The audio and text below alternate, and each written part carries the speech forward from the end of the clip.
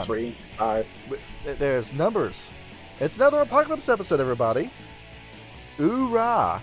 And we got Melissa with us for this episode. Hoorah! Hello. Yes. Very excited for this, for the Apocalypse series, where we're going into this. Melissa, what is your background again?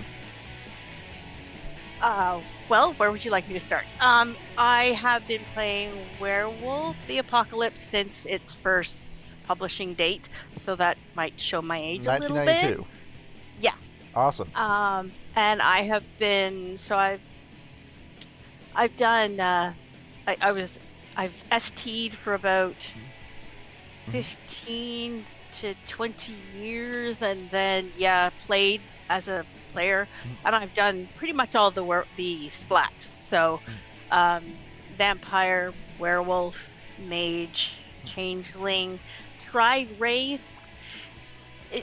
Wraith didn't hit the mark on me. Yeah, you gotta know your groups in order to play Wraith. You can't just say, "Hey, we're playing Wraith," and expect it to go as well as you think it will.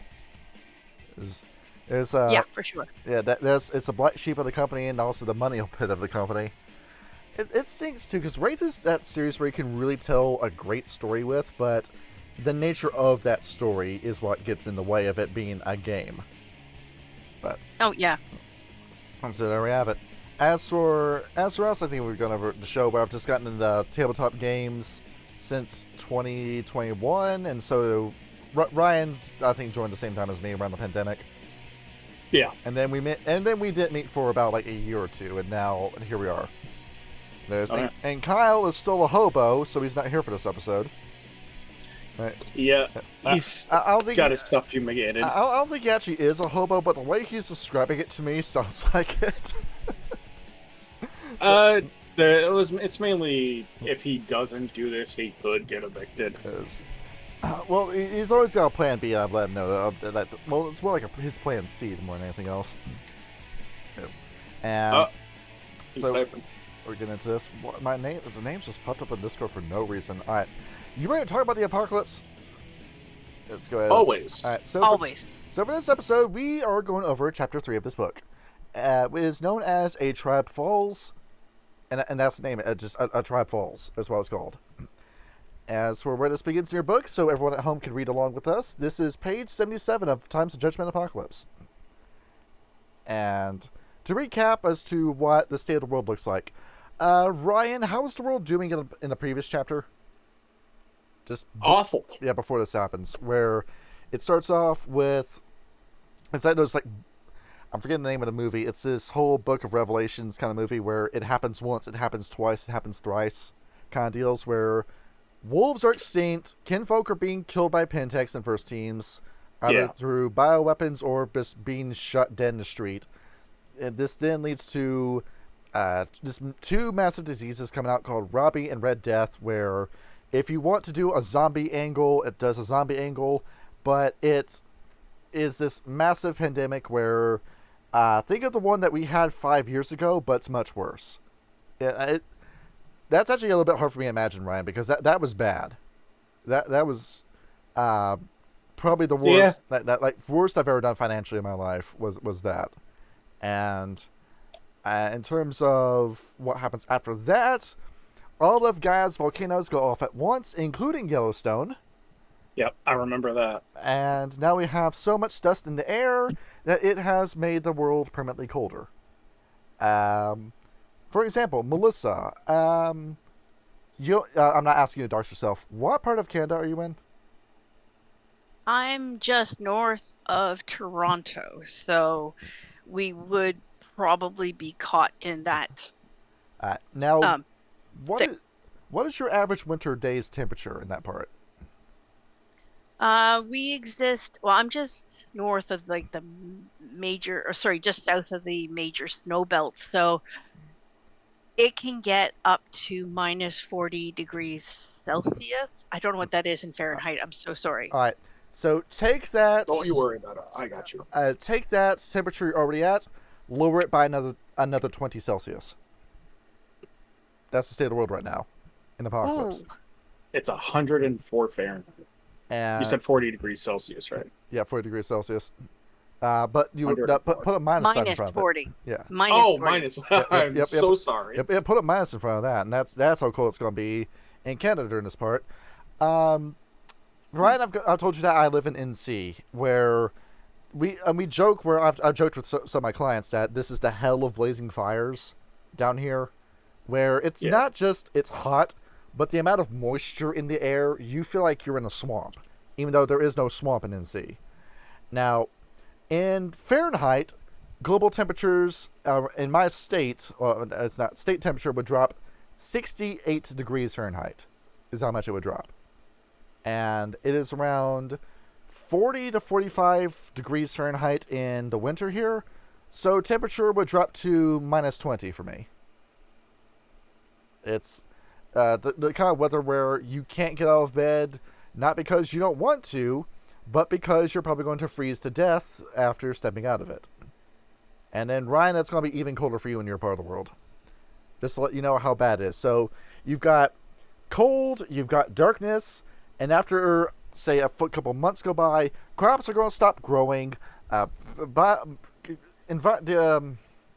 fauna of some environments that depend on sunlight will die. There's going to be little to no food going around. Harvest is going to stink. You're going to hunt your game out to extinction levels. And in terms of what countries are around, well, the United States is just gone after Yellowstone explodes. You don't have America anymore. America's just gone. And Jesus. Along with that, India and Pakistan would have blown each other up. Along with that, Indonesia's gone. Japan is gone. Mexico's gone. Italy's gone. The Philippines is gone. Ethiopia's gone. Turkey's gone. As for nations that have 90 days at best to try to get together and survive, it's Brazil, China, Russia, Canada, Australia, and South Africa. And a few other countries too, where I think some of Central Europe will be fine.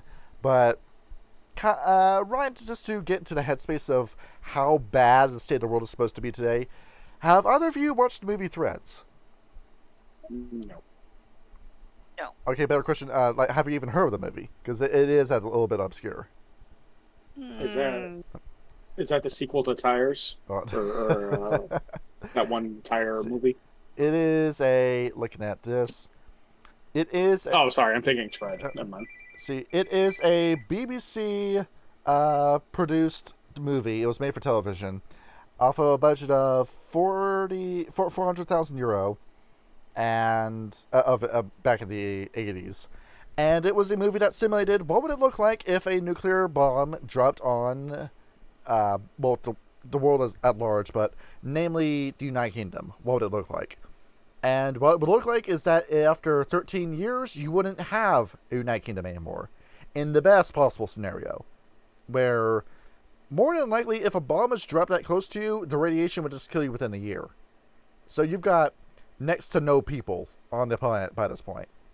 As for what is intact, what you can still fight for, that's going to include stuff like Egypt. It's going to be East Asia, some in New England.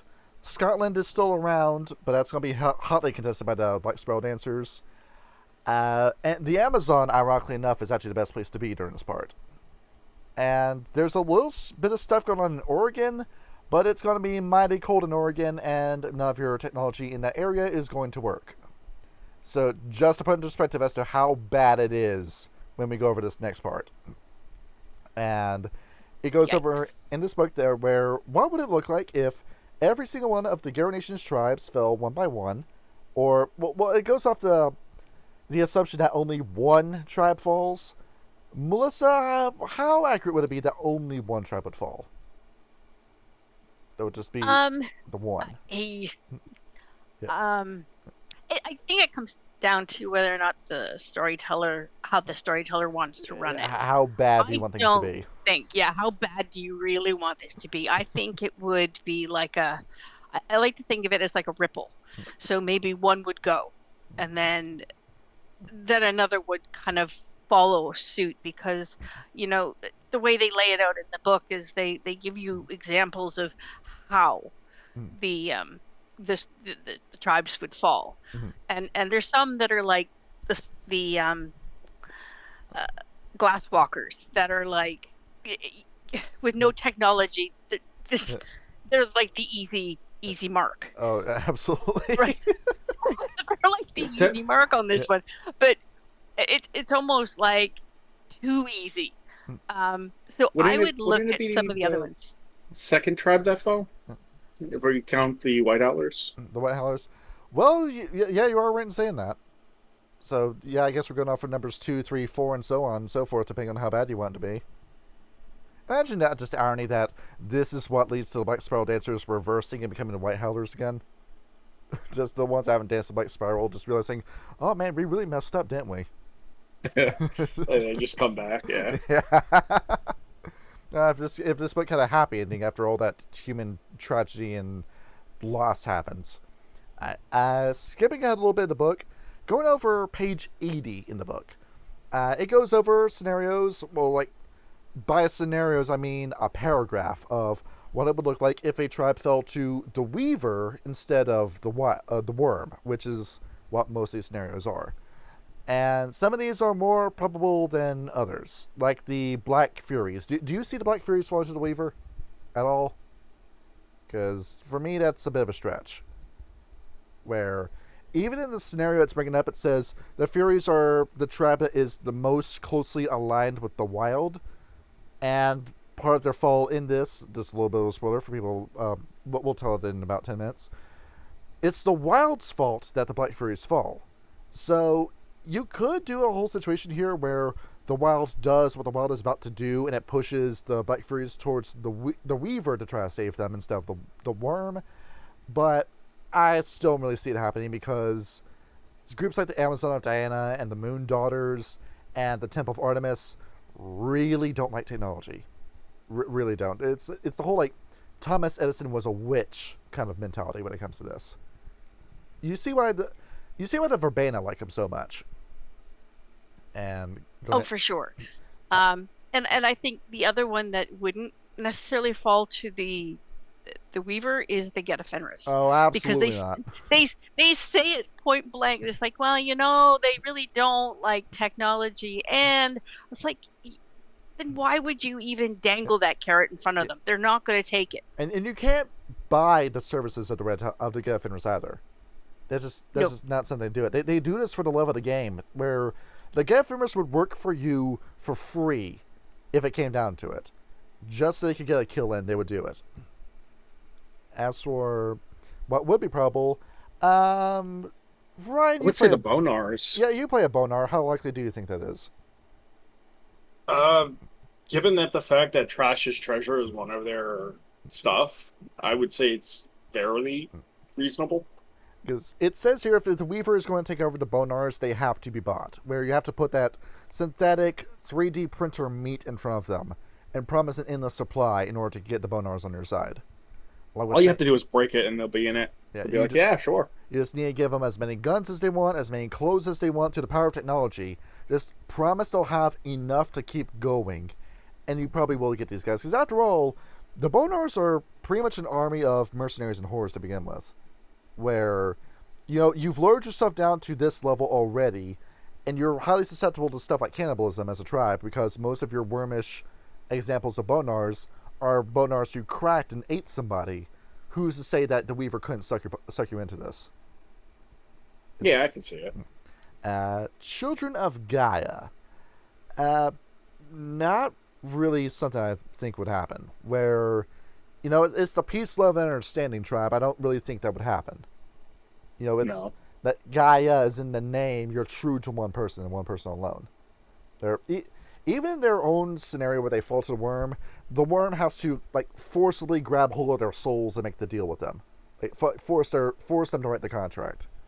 The Fiana, a healthy distrust of the Weaver is built into the tribe's traditions, but the Weaver might infect the Fiana through song. Which song, Ryan? The one song. Imagine the only song. Yeah, your Fiana goes on to Napster and he clicks a video file, and it turns out that's the one song. And then that's a little scenario they present where it's cool. I think this would have been a good idea to really flesh out on, and we'll do that for the last episode that we do. But you bring up the idea of the Fiana falling to one song, and then it stops, you don't really expand upon the idea. Where I think that actually would be a pretty cool way and a pretty smart way to sucker the Fiana into being corrupted, getting drones, so to speak. The Glassworkers. The book says, what? You mean the Glassworkers haven't already fallen to the Weaver? What? Yeah. It's like you guys said, they would definitely be the first to fall to the Weaver. The Red Talons reject the Weaver in all of her works. Scenarios involving a Red Talon tribe falling to the Weaver are less likely than any other tribes fall here. Where, makes sense. Like even the book says, yeah, I don't know what to tell you guys. Just make something up and hope the players go along with it. The suspension of disbelief can't be stretched to have. Red Talons become the new Gaia. The new Gaia fenris. We 3D printed a wolf, and you can now use this as your kinfolk. Would you like to fall to me now? Yeah, I can't see that. No. Anyway. That's not. Hey, there's Kyle. Welcome, Kyle. There's Kyle. Hello. Kyle. I'm sorry, I didn't read. I read the overview you sent you me, are but I didn't get super the chance quiet. to read. You are super on. quiet. Give me a sec. Oh, there we no, go. we're good. There it is. Let me crank that up. All right, speak again. Check 1 2 1 2. All right. Mic check 1 2 1 2. Okay, I got you perfectly good living OBS now. I'm recording this time. Okay. I'm recording this one. Well, that's good because I didn't get a chance to read anything because I was moving shit all day. Like if I turn on my webcam, I'm surrounded by bags. Turn on the webcam. Let's see the hoarder house. We are currently on page 80. What is this? 80. 80. The Shell Lords on this falling. Given that the Shell Lords are one of the most unplugged dominant tribes politically, turning them to the side of the Weaver, it's going to require a lot of influence. So the whole thing is going to be the Weaver is going to have to come to them and say, look, Shell Lords, I'm going to make you a deal you can't refuse. That kind of deal. Where, how would you pay the Shell Lords? What do you think they would want in order to fall to the Weaver? Just, Information. To fall to the Weaver? Information. No. yeah. Well, See, we will give you the knife to plant in the back of the Silver Fangs once and for all, if you side with me. But yeah, that makes sense. But even then, I don't think that's something that would be in Grandfather Thunder's nature, because Grandfather Thunder wants control. That's the name of the game of the Shellers, is just control. Where I mentioned this before, and I'm going to mention it again later in the video, that the Shell Lords are vampires that are in a werewolf skin, so to speak. So a gangrel. Yeah. Gotcha. Yeah, the way that you play a Shell Lord is that you play like you're a vampire. It's the same kind of tactics, specifically the Camarilla. And it's a brilliant mixing of spots in my mind, because the Shell Lords, the modern day Shell Lords at the very least, do not operate the same way as another Garou do. Where you're on the back lines, you're scheming, you're making deals. You spoke with Vasilisa and made a non-aggression pact with her in Rage Across Russia. That kind of stuff. Yeah, see how that turns out. Yeah, Good luck. It went great. They had that big basket of apples for her. Side Strutters, I guess you could just corrupt them with Weaver through just giving them a car in this dying times. Given that all the volcanoes have exploded and all the roads are gone, or just give the Side Strutters heating and air conditioning. That's how I can corrupt them. That makes sense. They could do something with the moon bridges too, can't they? We will corrupt the Side Strutters through affordable housing. Yeah. That's it. That's the plan. And then they'll crash the housing market. Yeah. You go. It's already been crashed. There is no housing market. Well, they'll crash it. They'll make a new one just to crash it again. Silver Fangs, I think. Oh, sorry. Different crash. I actually think the Silver Fangs would be the most likely one, because the progenitors, where it says if you're using mage in your apocalypse scenarios, the Weaver cashes in her check on the tenacracy during this time.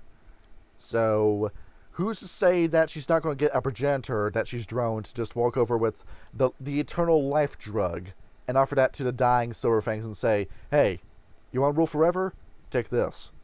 Take the blue pill, Neo. Take the blue pill. You'll live forever. Yeah, good luck with that. That's a little bit more possible to me. After all, you saw him tightly to life Jacob Morning kill clung to it. And that, well, yeah, because he sucks. Yeah, that guy was going to drag down the whole Garou Nation with him into his death. And he almost did. Johnny, it's the blue pill, in this case, electricity. Yes. Yeah, there. Uktena. No, it says, like, even in the example, that a wormish fall is more likely than a weaver fall, but there is the webwalker camp, and the Uktena have been leaning pretty heavily on the glassworkers, so you kind of need the glassworkers to fall first, and then they drag the Uktena with them to make it likely, in order for it to make sense in this scenario. And then Yeah, like the 1-2 punch. is that, where if both of them go, where that's all of your information gone at once. We're sure the Fiana are the record keepers, but involving getting intelligence, you have the Shadow Lords, but it's the Shadow Lords. How trustworthy are they as a tribe? And They aren't, and you they get- never will be. You get all the Cthulhu lore that the Uktena have been hoarding, and then all the high tech that the Glassworkers now have access to. I think our chances of surviving the apocalypse are now pretty dicey. I think Weaver Ascendant would just be in the bag by that point. Because the Uktena are one of those critical tribes that you need in order to survive apocalypse. I'll make a point about that later. And Great Wendigo. By this point, Wendigo has what he wants. With the Yellowstone exploding and the not quite nuclear winter, everything's just cold as hell. The Wendigo Nation is already built. It's none of it. So what exactly do you have to bribe Wendigo with to have him go along with his plan? Air conditioning. There's- More air conditioning. They like it cold. They have all these different gifts involving ice. You look at Great Wendigo, that man's frozen solid. Their own very own private freezer. They could put him in the freezer like Frostalicious in The Simpsons. We'll give Yeah. you all the human hearts that you can eat on a shish kebab. And vampire hearts. That's how we'll buy you. Vampire VT is muy delicioso. I gotta admit to it. And He does heroin. after the totemic assault, it also says here that the Wyrm may try to corrupt your entire tribe by just attacking your totem. After Wyrm attacks your totem and grabs him and drags him down into hell, then your entire tribe gets corrupted. Well, how about you just quit the tribe then? Makes a little bit more sense to me. Where, behold, our entire philosophy and way of life is now compromised by the devil. I guess we gotta hang it up and find something else to do. So I don't like it. I don't like by that. that point, it's affecting your spirit. It is. Where all you gotta do is break the contract, but that is going to result in a lot of Ronin, because Yeah. do you see a Fiana eating crow and joining the Gaia Fenris? Or telling the Gaia Fenris that they were right about anything? Oh, Yes. absolutely not. No. You're- Absolutely. You know how much the Fiana just take shit from the Gaia Fenris all the time and just have to deal with it because they know they're right. But a Fiana's I'm not going to say picturing it. now. They're not going to say it out loud. I'm Or picturing it now. Tyler being like, Grim, you are right. Thank you. and the Red Talons and Wendigo are Over now my dead fucking body, Matt. the Red Talons and Wendigo are now toxic best friends, but the Red Talons aren't going to quit following what Griffin said. Even if Griffin got corrupted, they're not going to hang it up and immediately join the Wendigo. That's not going to happen. Same and vice versa with the Wendigo joining Griffin's brood. Because after all, the Wendigo want the Ethno state and none of it. They're not going to join this now genocidal humans plan because that's going to include their kinfolk in the ideal Red Talon world. And The only way I can see them getting out of not being corrupted is if they left their totem before it got dragged down. which is what would have to happen, yes. Yeah. And if you go into page 83, there's a whole thing saying, if the worm eats one of your totems, then how about you consider making a Melgen Incarna your totem? And here's the names of the Melgen Incarna. Do you want stats for the Melgen Incarna? Well, no, you don't get them. You don't get the stats. Excellently done. Where We phenomenal. make them up ourselves. what- That's a storyteller's well, problem. what exactly is Dark Fungus and Relshab and Hakaken doing while this is going on? I mean, you can't promote in the Black Spell Dancers. You can't say, hey, we've got a new tribe. It's time for somebody to split from the company and take over. I mean, you have an entire brood of Whippoorwill, and then you don't use them at all in this book. Whippoorwill is only ever mentioned in one scenario, and that's it. So this is one of those things that kind of irks me about Times of Judgment Apocalypse, where we have so many other totems that are wormish that don't get used, but used in Melgen and Karna, Where, to be fair, the Melgen and Karna are a really underutilized part of Werewolf the Apocalypse, where Kyle, I've been looking around for games, I've been like looking up stories about people playing Werewolf. Never do I ever see the Melgen and Karna get used. I just don't see that happening. Melissa, because we have no idea how to actually use it. Melissa, how many times have you seen a Melgen and Karna get used in a game? I think I used it once. And that's it. That's what I mean, because there's no mechanics, there's no real storylines that are written for Werewolf that directly involve the Melgens, so they don't ever get used. And even when you get into the Kuei Jin, the Kindred of the East, where the main villain are Melgens with the Yama Kings, you still don't really use them. You just get into Chinese vampire politics, and that's all the Kuei Jin games turn out to be. So I guess Hakaken traveled all the way down into Malpheus for nothing. Not great. I'm glad I sold my soul to the devil just to never get promoted. Great. Yep, basically. Cal, that's how you felt when you were working at Macro Center, right? Yes, Yes. that is 100% how it was. I did this for nothing. Skipping ahead to what page is this? Page 86, it says, how are the leaders of the Garou Nation doing during this time? Go Fangs first is still alive, Kyle. Of course, he's Yeah. mad chilling. He's having the time of his fucking life. Start playing the Doom music in the background. I would, but well, actually, no, we can actually do that. Won't get copyrighted. Now, granted, he's heavily scarred. If you see his before and after pictures between the editions, he looks messed up in the second picture. He's got, I know he does. Yeah, but he's still alive. He's still got his armor. He's still got the dual chain gun minigun, and he's going around the Amazon shooting people with it. And now he has an army of plant monsters that aren't really on his side, but they know who he is.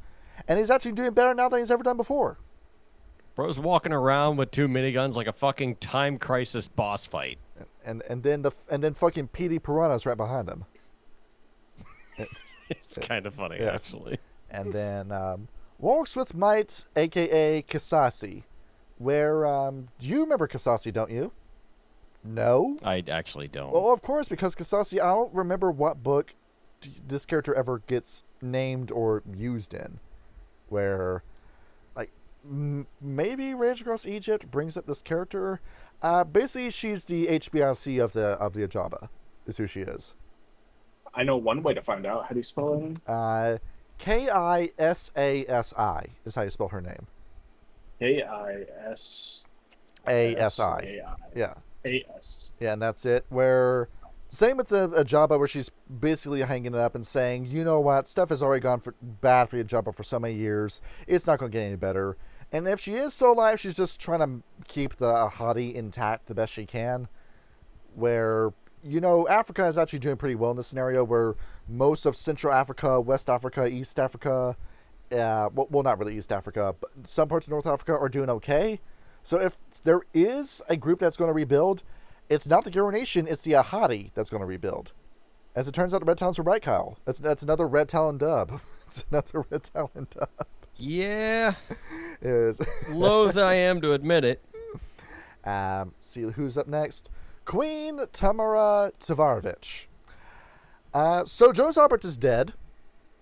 And Arkady Iceclaw is dead. So who's going to control the Silver Fangs? There's only one candidate left alive, and that's the Tavarovich family of House Crescent Moon in Russia. And she's still alive, just trying to keep the tribe together the best she can. But, you know, the past 10 years haven't been that good for her, because she was having to keep Russia together while Baba Yaga was moving around, and then Vasilisa and the Nituku showed up, and she's already got a ton of problems. She's not going to be able to help you in this scenario. She's got a full plate already. Brendan O'Rourke. Kyle, you remember Brendan O'Rourke, don't you? Very, very vaguely. The High King of Fiana.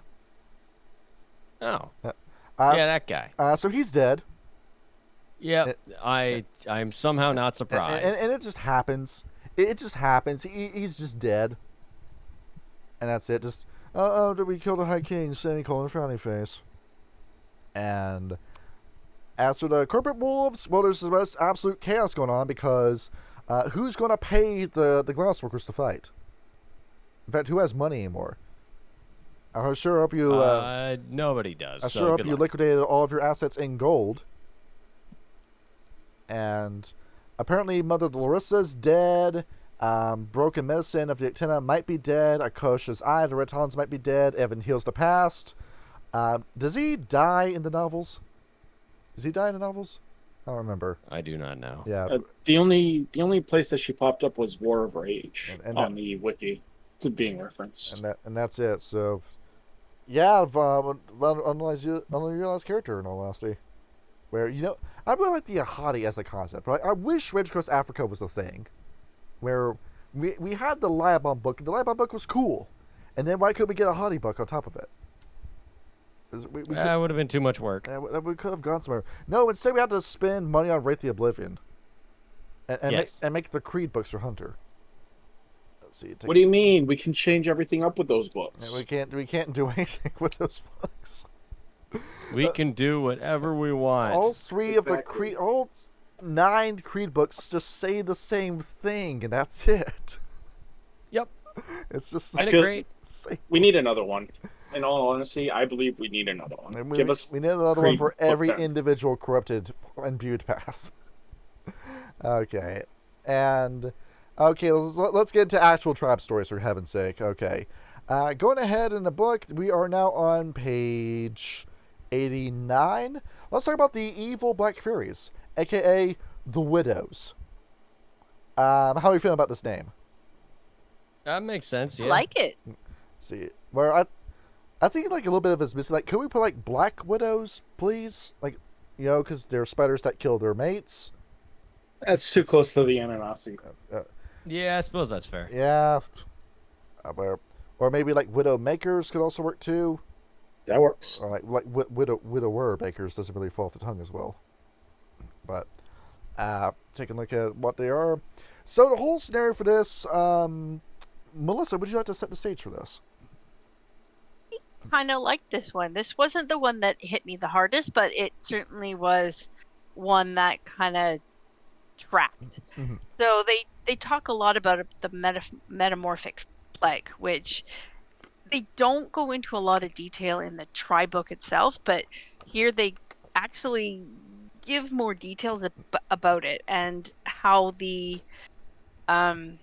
inner circle has managed to figure out that it is in fact a disease of some sort, and it actually had come from the wild.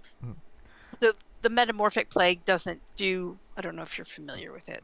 It basically mutates you beyond all belief. You get zinched like in Warhammer 40k, where Kyle, you remember where one day you wake up, you're now half a body fused to the spine of your twin brother, where your twin brother is now a hulking mass with 5 eyes and half a face, and now you're sticking out the back of him and you control both bodies. You basically just turn into a Resident Evil 7 villain. Like, you just become like the wild just turns you into something weird. He just makes you into something weird with a metamorphing plague, from how I understand it, at the very least.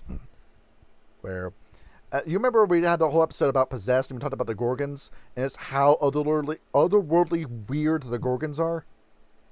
That's why it's so telling. Oh yeah. Where, as for why the wild would do this, so I think the wild is just doing this out of an act of desperation, don't you think, Melissa? Where I do. Yeah, I think it's because they're the only, except for the red talons, they're the only ones that are as connected to the wild as as normal. yes. Or maybe what they're doing, maybe what the wild is doing is preparing them for the eventuality of whatever is coming down the pipeline. So that is an option as well. See, I shall turn you into a goddess of great and terrible power, and you cannot say no to it. Yeah. So Nah. Phenomenal. So now we're becoming these horrible mutants where we're not like Fomori mutants. We're not covered in tumors. We're not vomiting every 10 seconds. We're not peeing blood. We're not like having horrible angina and heartburn. But we don't really want to be this. We didn't necessarily ask the wild, hey, can you do this to us? And who is the one person who can help us in the situation? Gaia. I think it's the Wyrm. I think we should give the Wyrm a call. Oh, good luck. And so, Dumbass. which is what happens with the Black Furies. Yeah. Oh, So it's rough. they go over to the Wyrm and say, "Hey, can you reverse this? Can you stop us from being horrible mutants like this?" And the Wyrm says, "Sounds great. Please sign your name of all of your members at the bottom of this contract, and I will help heal you." And you go from being Gorgons to being Fomori, is what happens to you. But when you're at the And so every mutation that the fucking wild gave you just got infinitely worse in every conceivable way. how do you then Fomorize a Gorgon? Where So all the shit becomes rotting and smelly and shit, throws up bile everywhere, and then pisses on the ashes. Kyle, you remember what the vase looked like with the Zimichi? Oh, do I ever? I was turned into one. So that's what they would look like in my imagination. Oh dear God, that's terrifying. Where were you upset about not being a natural woman anymore? Were you upset that you were now 20 different sexes in one, and you can no longer give childbirth, that you weren't a pure woman anymore? Well, you don't have to worry about that, because now you're not thinking about anything anymore. You're now a horrible demon from hell that we have to struggle to describe. Yes. And Is that really what the metamorphic plague did? Uh, Because I don't think it did. I like to think it's I might be gilding the lily here, trying to make it more dramatic, because I want my metamorphic play to go all the way with the changes. It's gonna be the necromorphs from Dead Space.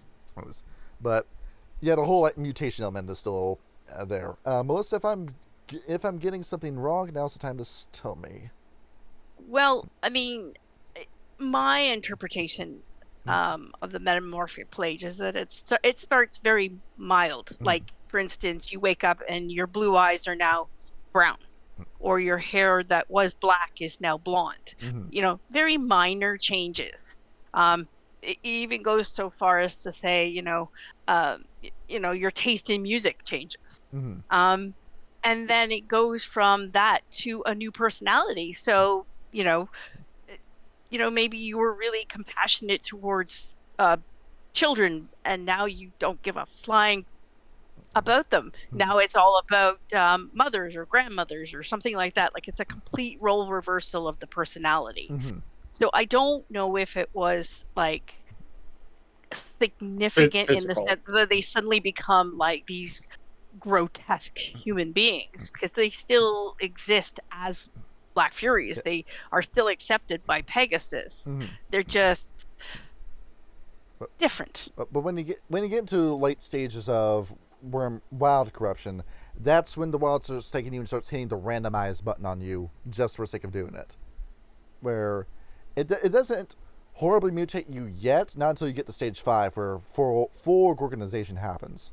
But you become an entirely different person then, and that also extends to sex too, because that was something that really wows up the Black Furies. Where I remember the Mind's Eye Theater guy said something about that too, where the Black Furies were starting to wonder whether or not they could still be accepted by Pegasus, because now if they get a metamorphing plague, they'll just wake up one day and now they're a man with all the working parts and everything.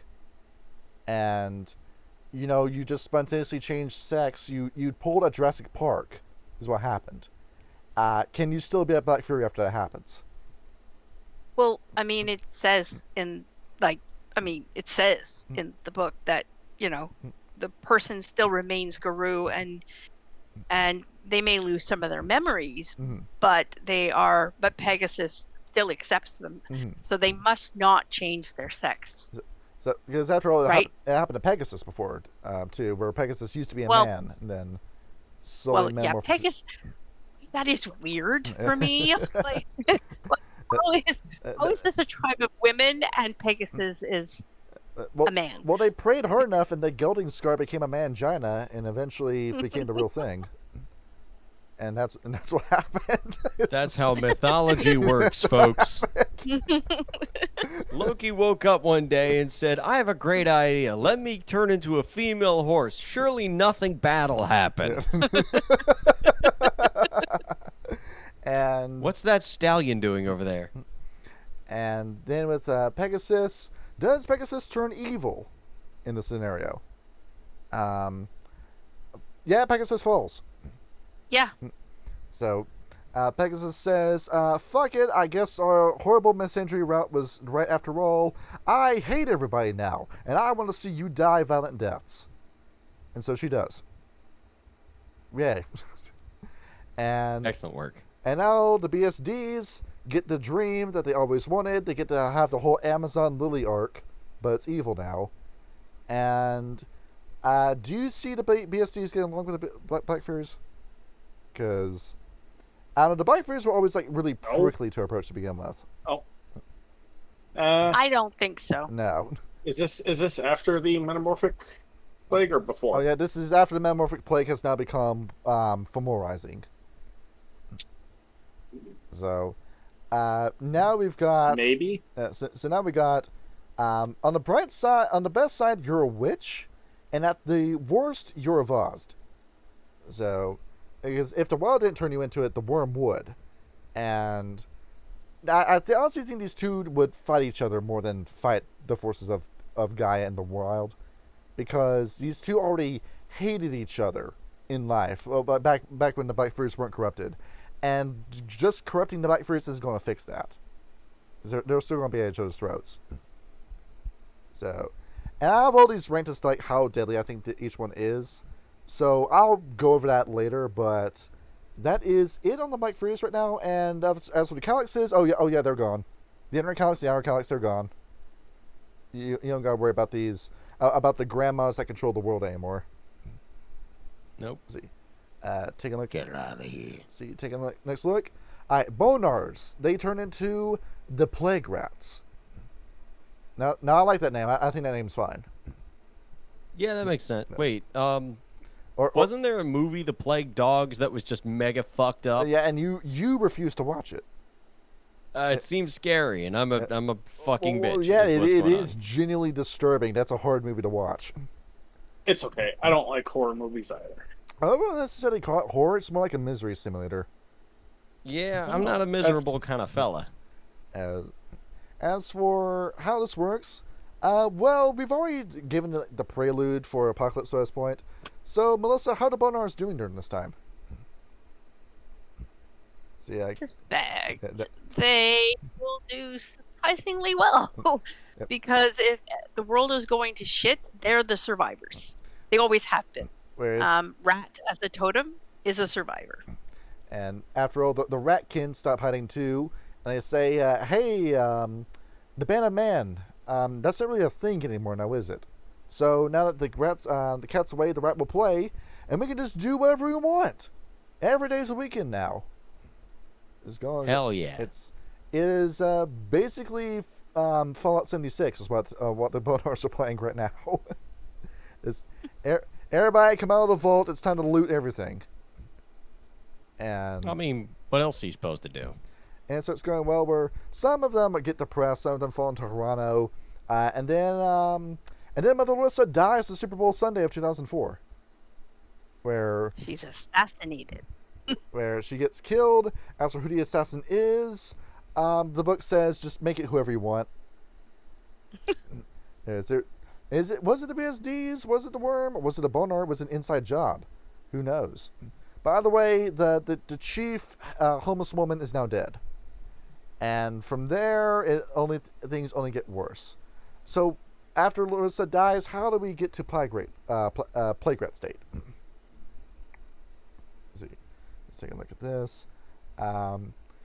So from there, with no leadership, they start calling themselves the Plague Rats now that their moral compass is now gone. And they start talking to the Ratkin and Black Sword Dancers and say, hey, how can we get more stuff in our side without having to worry about something like the basic stuff like empathy or anything like that? And the Black Sword Dancers say, boy, do we have something for you. If you really want to finish the job on humanity, we got something for you. It's called a horrible plague. And so we're going to make you the carriers of it, and anyone who is just anywhere near you will die of a horrible leprosy sickness that will kill you within a day. And that's it. So, cool. And now you get what I call the plague rats. Yep, that makes sense. Right. As for this disease itself, I imagine it's still going to be on your body even after you die. So that sickness is just going to fester, and then flies and mosquitoes and maggots are going to pick up the sickness and then spread to other people. So if you thought Robbie and Red Death were bad, here comes the final blow that's going to kill all of humanity. Incredible. And all the flies get on everything, and then everybody dies. The end. And as for Rat, Rat just jumps ship and immediately sides with the Wyrm, saying, okay, we see the writing on the wall. It turns out my boys were right. We do need to just abandon the basic concept of human empathy.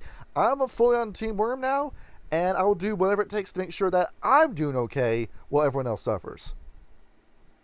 He's a really stand-up guy, you know. Yeah. Survivor. Sound It's like Survivor. Yes. it. Exactly. Surviving is winning. Everything else is bullshit. And Exactly. And funny enough, the book says that the Bike Spiral Dancers and the Bonars actually get along with each other. Where, you know, Everybody gets along with a bonar. Everybody likes the bonars. because the Bonars are the fantastic party guys. They don't have to get up for work in the morning. They'll watch the house for you. Hey, I'm going on. Yeah, they can just chill out. I'm going on vacation. Can you squat my house while I'm on vacation? Yeah, no problem, boss man. And It's like that one, there's this one story about somebody told where it's like this woman was paying a homeless man to watch her car because she lived in kind of a rough area. Mhm. And so she comes home from work one day, and every window of every car on the street was smashed except for hers. And the homeless dude was there. It's like, they got everybody else, but I made sure they didn't get yours. the people defending businesses during riots in certain cities. Basically. And as for how much damage this plague does, what page are we on? Page 92 gives an idea of it, where any place that did not have access to medicine before is just going to get wiped out by the Bonars. So everything you thought was going good with the Ahadi and the Beast Courts, wiped. It's not going to happen now. Where the plague are going to come in and kill every one of them by just standing within 20 feet of them. And that's it. So everything do you remember how I said that Africa would be the spot you rebuild? Not anymore. Not anymore. Nope, dead. And I think that would also extend to Amazon as well, given how much deadly diseases are just in the Amazon alone. And how quickly, and there's how many animals are down there that can spread this stuff. So your only places where you would be able to survive and fight would be Scotland, New England, and what remains of Oregon. And even then, it's cold as hell during this in this area. So I don't think this is something you can come back from if the Bonars fall. Where, Melissa, I'm going to say this is probably going to be the first total party kill if the Bonars fall. Because without a doubt. In this way. Yeah, because they actually, I would imagine, they would definitely look to other sources to track down any remaining Bonars that had not flipped sides. Mm-hmm. And there's still a lot that, were basically, they were put to the sword. It's you either join us or you die. And some fled, and now it looks like, and they mentioned it here, Snarls in Shadow went through the vampiric embrace. Ooh. And he was a Ragabash. So yeah, he is just out for blood. So yeah. Well, a fun worm corrupted vampire Garou coming after you. Yeah. And That's terrifying. And how quick Sign me up. how quick is he going to become a white or abomination? Very. How quickly is that humanity score going to drop on his end? Like a rock. No, absolutely. So yeah, the fries are in the bag with this one. The world's over. We're not coming back from if the Bonars fall. Where, ironic, right? That the tribe that's the most overlooked in the Garou Nation, it would be the one to kill them all if they fell. Where, It is somewhat. It is suiting for this, or fitting, pardon me, for this genre of game that the tribe that we described is honestly one of the more humane of the Garou tribes. is the one that can cause the most damage possible in times of the apocalypse. Mm-hmm. The delicious irony behind it. All right. Well, I mean, if you just think about the sheer number of bone gnawers, Mm-hmm. like especially because rat and the unicorn are the ones that take in the most kicked out tribes, or or fallen Garou. These are the ones that rat and unicorns like, come on over to the side. So if the bone gnawers fall, that's a lot of numbers that suddenly switch over to the Wyrm, and that just boosts their numbers. And Melissa, you saying that Exactly. just had me think. The ratkin would join that too. Yeah. And the rat. Oh, the ratkin are probably like just rubbing their hands together. We've been waiting for this. We've been waiting for this. It's time. We're going to kill everybody. When we get into power, we're going to kill everybody. We want blood. It's Imperium Day. We get to celebrate Imperium Day, but the Red Tons aren't invited. Nope. Sign me up. Let's do it. We'll have a hootenanny without them. Oh no! All the Looney Tunes gifts go with them too. Hey, look, they're too busy managing everything in Africa and making sure that there is actually a habitable Gaia. They don't want any part of this. Well, you said the word of the day because we get to go into the next tribe, the Children of Gaia, who become the Reavers. I don't like that name. No. What, No, like, I think they could have done better. I remember thinking of this before, and I thought, like, did the Filers would work too? Where, like, as in, like, the devil on your shoulder whispering in your ear kind of worm, Werewolf, where I think what would have been a smarter angle to go down with the Children of Gaia falling is if nobody noticed. Because it's the Children of Gaia, they always are the really talky werewolf that's, like, they stick around themselves. They don't follow any of the apprentices of the Garou Nation anyway. So if they fell, would anyone even notice it happen? No, they'd probably get immediately just massacred by the fucking Get a Fenris. Yeah, if we went in with a silent invasion where if the Children of Gaia just immediately flip their flag and become Wyrm, you said, Kyle, they would die within that same day. Basically, yes. It would not. And everybody would look around and go, well, I mean, they were nice company till they fell, but was anything of value ultimately lost? Where the moral compass of the Garou Nation, where if the Children of Gaia fall, who's going to keep tribes like the Fangs and Red Talons and get Fenris in check? Well, that, and one unintended consequence, who would step up to protect the World Tree? Exactly, too, because they're from the garrison around it. So Obviously they get. Well, yeah, the Get Fenris would take that job, actually. And immediately volunteers. Yeah, they're like, okay, we'll do it. Right, so how this happens is that we take an idea that was in Rage Across Australia and we bring it back for this idea. So you remember Sir Nunos when we were going over Rage Across Australia? Where he was the weird goat werewolf that was trying to revive the Bunyip? Oh, I thought he was fearing. Oh wait, no, that was the spiral that was fearing that the Bunyip were still alive. Never mind. And as it turns out, they are alive now. That Sir Nunos has gotten a DNA sample and has made 10 Bunyip kids, and each one of them was a demon baby. Where Did they find out they were 100% that bitch? They were, yeah. Interesting. And they're also behind the curve too because the progenitors have already done this. They just don't have a changing seed. But either way, the Bunyip or who's the name? Like Damien from The Omen is what they act like. Just creepy kids that get a little bit too excited whenever they see someone die in front of them. Oh, sorry, it's 12 kids actually. And those 12 kids help corrupt Sir Nunos, and you start having Australia go to hell because of it, because Sir Nunos had a lot of sway and a lot of skin in the game when it came to the Children of Gaia.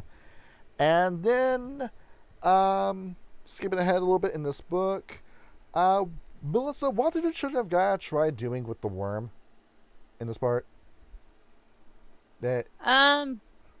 This is a funny idea. They tried. Yeah, this is so Child of Gaia. They tried to use an ancient ritual to, restore sanity to one of the. Oh my god! Like I can't believe they even tried this. One of the triad, and you're just like, what are you thinking? And they're trying to restore sanity to one of the heads of the worm, and yeah, I don't think it worked. Where And the stargazers who were already trying that were like, "Oh, hey, glad somebody decided to help us." And then they both get fucked. it says on page 93 that the right was almost successful, but then somebody in the right canonically rolled a 1, a -1. and apparently the head of triad, if this is the head, it's the eater of souls, so the consumption worm is who they tried doing this on, where apparently that bot pissed off the consumption worm so badly he immediately slammed the corruption hammer down on the tribe and corrupted all of them. Wow. That's happened. This is Nice. why it's good to have willpower. You made a head of the triadic worm that mad. Only the children of Gaia. And how big of a loss is this, in all honesty? With the children Very. of Gaia. I'm not 100% Again, sure. I think it's the numbers. It's the number game, Where, right? Yeah. A lot of the children of Gaia are from other tribes. Yeah, if you couldn't cut it in the Gaia fenris, the Black Furies, the Fiana, you were putting in children of Gaia. Yeah. So, but then again, you could also make the argument that you're fighting a bunch of losers. That this might be, if we had to lose a tribe, this might be the one where, is it going to be obnoxious having to kill all the reavers? Yes. Is it manageable ultimately? Yes. You will eventually win that long game. Or if you just want to do the whole Fallout bunker, I make a vault, I sit in it, you will eventually die out because your tribe is, was it 80% metis by this point? So you will eventually die out, and I can just sit back and just let you starve and inbreed to death, and I don't have to do anything. So I mean, don't the Bonars do that too? Well, yeah, there's a lot of menace in the Bonars, but they still have Hamid kinfolk. Yeah, it makes sense. Meanwhile, the Children of Gaia is the most numerous, the most metis heavy tribe in the Garou Nation. Yeah, it makes sense. And does Unicorn fall? Well, actually, no, Kyle, it's worse. The consumption worm kills Unicorn. And Nice. and that made me mean, upset reading maybe that. not. The Unicorn's one of my favorite totems, and it just the consumption worm just kills her. He really hates My Little Pony. Yes. the anti-brony. This shows for little girls, you better.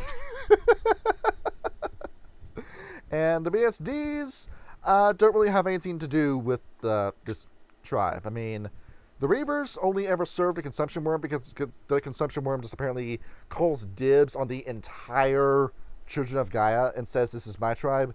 And the BSDs just look over and say, well, we were already conserving the Calamity Worm and the Defiler Worm because consumption's been out of the game for... When did Croton sacrifice themselves? And you've only been back for 4 years. So go ahead, have your own tribe. I don't really care. And then the two of them don't have anything to do with each other. And how exactly do the reavers operate when they fall? Because it's actually not a question, but I honestly don't know like what they're supposed to accomplish, like with a consumption worm specifically. With grace and integrity. And that's it. Where ultimately the reavers just go around and they're just a bunch of assholes, and that's it. Really, there's no real grand plan with the reavers once they fall. I don't know about that. Well, what's the plan? They don't trigger the delirium.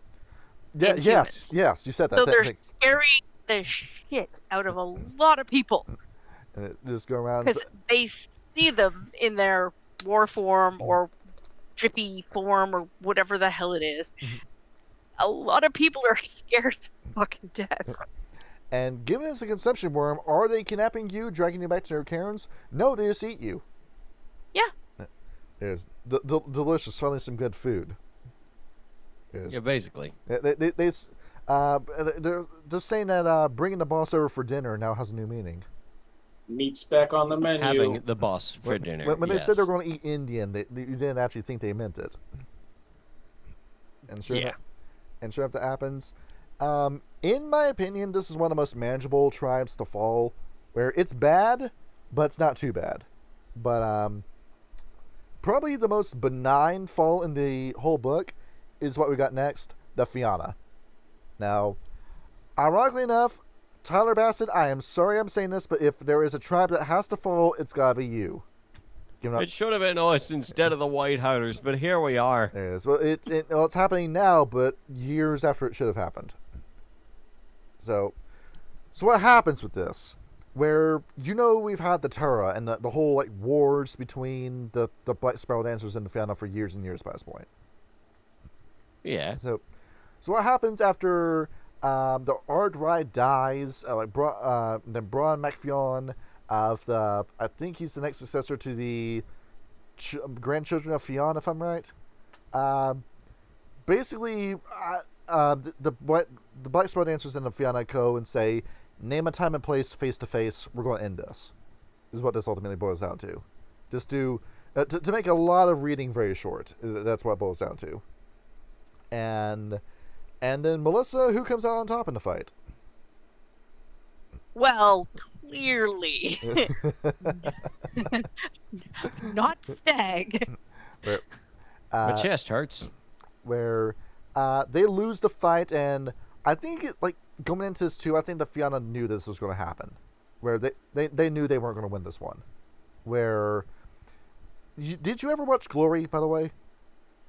With Matthew Broderick, and he plays God in all the movies. I did not know.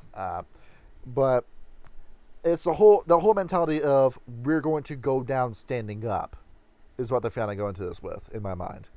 Where they've already known for years and years that there was going to be apocalypse, and then when it happens, they weren't going to survive it to begin with. Because how much have the Fiana lost over the course of the years? It's just been L after L. It is one of the most tragic stories of the Garou. And probably just a whole World Darkness too. So, like, the same kind of mentality with the Ajaba, they knew they weren't going to get out of this. So they said, you know what, if we're going to die, let's at least be the masters of our own destiny and decide how we die. Yep, basically. Is mentality. And that leads to them losing their rumble against the Black Spiral Dancers. Whoever doesn't die gets corrupted. And they become the Black Stags. Now that name I like. That is cool, though. That works. The Black Stags. And what do they do after they're corrupted? Well, really, they sound like more... Melissa, tell me if this is fair to say. It sounds more like they're a subsidiary of the Black Spiral Dancers when they fall. Where they get corrupted and they just go around destroying stuff in the British Isles, and the Black Spiral Dancers were already doing that by this point in the book. And that's it, really. I think with this one actually, the Fiana actually hit me the hardest when I was reading it again, because the other ones kind of like, through no fault of their own, just kind of made some bad mistakes and fell. This one, it looked like they were hiding out in the open. Like they talk about the wolf skin. They were actually convinced to hide their worm taint from everybody until it finally becomes very obvious to people that. But by that point, Fiana Cairn after Fiana Cairn after Fiana Cairn have all fallen. So it's like this, ladder to complete destruction of the British Isles and the Fiana as a whole. And I kind of saw the writing. Sorry, go ahead. Yeah, so I mean, it seemed more tragic than the other stories that I read, or the other options that I read. This seemed one really tragic. It's the end of Red Dead Redemption with John Marston stepping out of the barn. Where basically, yeah. And the Fiana saw the writing on the wall at that point, and they're thinking, these were once our friends, and they've been corrupted for centuries. This needs to end now, and it's either going to be us or them. And if it's us, oh well, we went down fighting like we were supposed to. What do we have to lose at this point? And as what happens to Stag, Two of his three faces die, and the last of him is chased off into the Umbra. If I read that right, the way it's written is kind of weird, but and then after that, Whippoorwill just immediately takes his place and says, "You now take orders from me." And do the Black Stags and the BSDs become friends again now that they're both corrupted? Well, they're trying to. Like, things like these were best friends before they fell to the worm, but things aren't the same now that they're both on the side. Where you still have all this history, the 700 years of fighting each other that's still fresh on your minds, but you can't really just bury the hatchet in that situation, right? No, absolutely. 700 years, absolutely not. Where Kyle, is more like a personal question to, like between the two of us, but it's the same as if me and Rashid start talking with each other again. Yeah. That there was no way that me and him would see eye to eye after we fell out. After all the fighting that happened, yeah. Yeah, there's no way we could just like say we couldn't just pretend it didn't happen. No. So that's the whole thing with the Fiana and the Black Star Dancers, where even in their fall to the worm, the Fiana still aren't happy. It's not Well, like no, because that's even worse. You know, the Fiana were trying to go out death before dishonor, and those that remained, now dishonor is all that's left. and that's it. And you just exist in perpetual misery. If it wasn't for bad luck, you'd have no luck at all. Exactly. That's it. But And so now they're like kind of stuck in the spot where it's, you know, the black spirals. It's like that scene from Train Spotting, where like, oh God, what was? I'm trying to remember what was like the trigger for it, but it's just when everybody just like stops trying to be sober. We're like, fuck it, we're all going back and doing more heroin. mm-hmm. And then they're all sitting there, miserable, smacked out of their minds, and, you know, things just keep getting worse from there. They're both in the same club doing the same self-destructive activities, but nobody likes each other. Mm-hmm. It's you're just stuck in this state forever, and then. But with the Fiana, given that most of them have already died from disease, given that the Fiana in America would all be dead from Yellowstone exploding, given that the only Fiana left by this point would be the ones in Ireland, and the final battle takes place in Scotland. Sure, Scotland as a final battlefield will fall if this happens, but if it's that little land compared to the rest of the world, you know, I honestly think I'm willing to part with that. If it was up to me as to which tribe fell, and what would be the best case scenario for coming back from the apocalypse. Yeah, I mean, but I can't be mad at that, in all honesty. But there is something I did forget to mention when I thought of that. The records, Kyle, of the Garou Nation. Yep. That would all be lost. So, They absolutely would be, yes. all of your history, all of it, like the way it was written, and all just from the truthful perspective, that would all be gone if they became the Black Stags. Yeah, so that's basically like tearing out your hard drive on your computer and putting in a blank one. Well, it's more like There's this. nothing there. Melissa, if the Shadow Lords could get rid of Garou history, would they do it? Yes. Same with the Silver Fangs, where if they could just white out everything they didn't want in the records. Same with the Uktena too. Yeah. Where Yeah. there are some tribes that you just would not be able to trust if they could just revise the history, and you couldn't check them on it. So if I don't think there's any tribes that wouldn't want to, like, you know, erase some aspects of their history. Given that the Children of Gaia book had some dishonesty in it. Yeah. Yeah. Well, I mean, they don't want to say anything bad. Of course it was dishonest. It might have been positively dishonest, but it's still the dishonest. moral relativism of the Children of Gaia. Exactly. It doesn't help anybody. Let's see. Let's go into one where the fries are in the bag immediately, just for me bringing this up. The Gaia fenris. It's okay. Just to get falling, it's immediately over. Just we don't even need to go over the rest of this. Yes. And this is metal. What they turn to, the pure. That's the name when they fall. Now that I do recall. We've been over a couple of times. Where Cal, I know nobody in this room has played Shin Megami Tensei 4 other than me, but there's a faction in it called the White, where there are all these different like 3D printed clones that are born from this demon generator that just want the world and all of existence to end, and they get you to blow up the demon generator to do that. That's what they remind me of. Or the batter from Off, where his whole objective throughout the game is, I'm going to purify this world. What he means by purify is beat everyone to death and then end the world, is what he means by purify. Yep. And that's the case with the Get Fenris. But it begins with a massive Get W. Melissa, what is it? There's a... This is so awesome. This is awesome.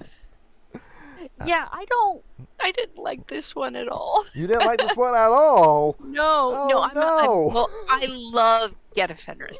And the way they portrayed this one, especially in the book, was kind of like, it tricked the Get a Fenris. There it is. You know, they kind of baited the hook a little bit. The Get a Fenris go, yeah! And then starts chasing the worm, and they just go deeper and deeper and deeper into the hole. And I'm like, the Get are not that stupid. Yes, unless you just I don't know, they might be. The father worm snuck in and gave him a whole basket of cocaine, and they did all of it before bringing in some Malpheus. Yeah. You were just that distracted by the red scarf. Where how it happens is that the whole plan is that the government say, okay, why are the Black Sword Dancers still alive if we're in an apocalypse? Why isn't somebody doing anything about this? So the government say, okay, if nobody's going to do it, I'll do it myself. And they everyone gets their hands on deck for this. And they charge the Malpheus, and they kill the BSDs. Every single one of them dies. And Yep. it is Good job. and it is glorious, except the worm has been waiting for you with a giant comical mouse trap, and it closes it on you, and now you come out of Malpheus. Now you are completely desaturated. You're now like 250, 255, 255, 255 at RGB scale, white. And you come out of it, and you only have one thing on your mind. Kill. And that's it. And that's the whole premise there. So, Melissa, I will agree with you that the whole situation is hokey as to how we got to Get the Fall, but post-Get Falling gets such a metal and scary image in my mind about this, where the whole Get Fenris glyph, where you know it's for every 2 Garou equals the amount of one Get. Yeah. So, what if we add an extra lupus symbol to that? We are now 3 times as strong as the average Garou, and now we can just moonbridge into the middle of your cairn while everyone else's moonbridge is gone, and then there's just nothing you can do about it. So, you know what was in the back of my mind when I was reading this? It was Terminator 2 when I started reading this. Oh, yeah? Where just the Terminator Get Fenris just pops into your cairn, and there's nothing you can do when they show up. That's it. Just the keys in the lockbox, it's done. It's over if that happens. So Yeah, it doesn't seem like a rosy situation for anybody. because after all, who's been carrying this war for so many years by this point? It's been the Gaia Fenris. Mm-hmm. Oh, yeah. Because after all, they cleansed Scandinavia. Scandinavia was fine under their rule. So now that they're gone, where you've now got the pure coming after you, who's going to be around with the resources and equipment to stop them? Who can do that? Who has the equipment to stop them? Yeah, who has the Probably. anything that can stop them? Right? What do you think? A beast. And that's it. Where I guess you're gonna have to like phone a friend, Totem, to come and help you. But even then, I don't think it's gonna be enough. As for Fenrir, well, Fenrir continues to be a boss. He doesn't fall. He's still stuck in his prison forever, and that's it. So, at least there's that. But at the same time, you took his grandkids away from him. That's gotta sting. That's gotta sting. Yeah. That sucks. Yeah. And do they go along with the Black Sword Dancers? Well, the Black Sword Dancers are dead. So, no. No. And then Fine. They're fine with it. yeah. It's not their problem anymore. They're all dead. And then the Pure immediately go after Greece, kill the Furies, go into Russia, kill the Fangs, and then just start going tribe after tribe after tribe, killing them one by one when they fall. So, not a good sign, is it? Nope. Yeah. Let's see. And I think that's it because it's pretty straightforward when we're talking about the Gaia fenris falling. Just, yeah. If it happens, game over. If it's gone wrong, game over. That's it. Melissa, you got any other ideas? No. I mean, It's basically it. it is pretty. Yeah, it's pretty straightforward. If the Gaia fenris fall, it's game over for It's pretty much over. everybody. Yeah, you lose. You just lose. Game over, man. Game over. Game over. The Glassworkers to become the Raiders. Okay, worst name in the book. The Raiders. Over the reavers? Yeah, this is even worse because you could have come up with something like Soul Hackers, for example, or something like that. I mean, that does sound good. All right. So while all this is going on, Melissa, what is Pendex doing during the apocalypse? Laughing themselves silly. No, I think they're actually not doing so hot. No, it's the end of Wolf of Wall Street where everything's falling apart. Yeah. We're burning all the records in the fireplace. We're doing what remains of our drugs, and then we're jumping out of the 50-foot window. And that's it. Yeah. Yeah, that sounds standard for the Wyrm. See. Meanwhile, a cockroach comes in and says, "I got an offer you can't refuse." Now, why would cockroach do this? Where the whole plan is, cockroach approaches Pentex and says, "I'll buy everything off of you. I'll take everything you've got. I'll buy your entire stock." With what money he does this with, I don't know. How he manages to make this deal, I don't know.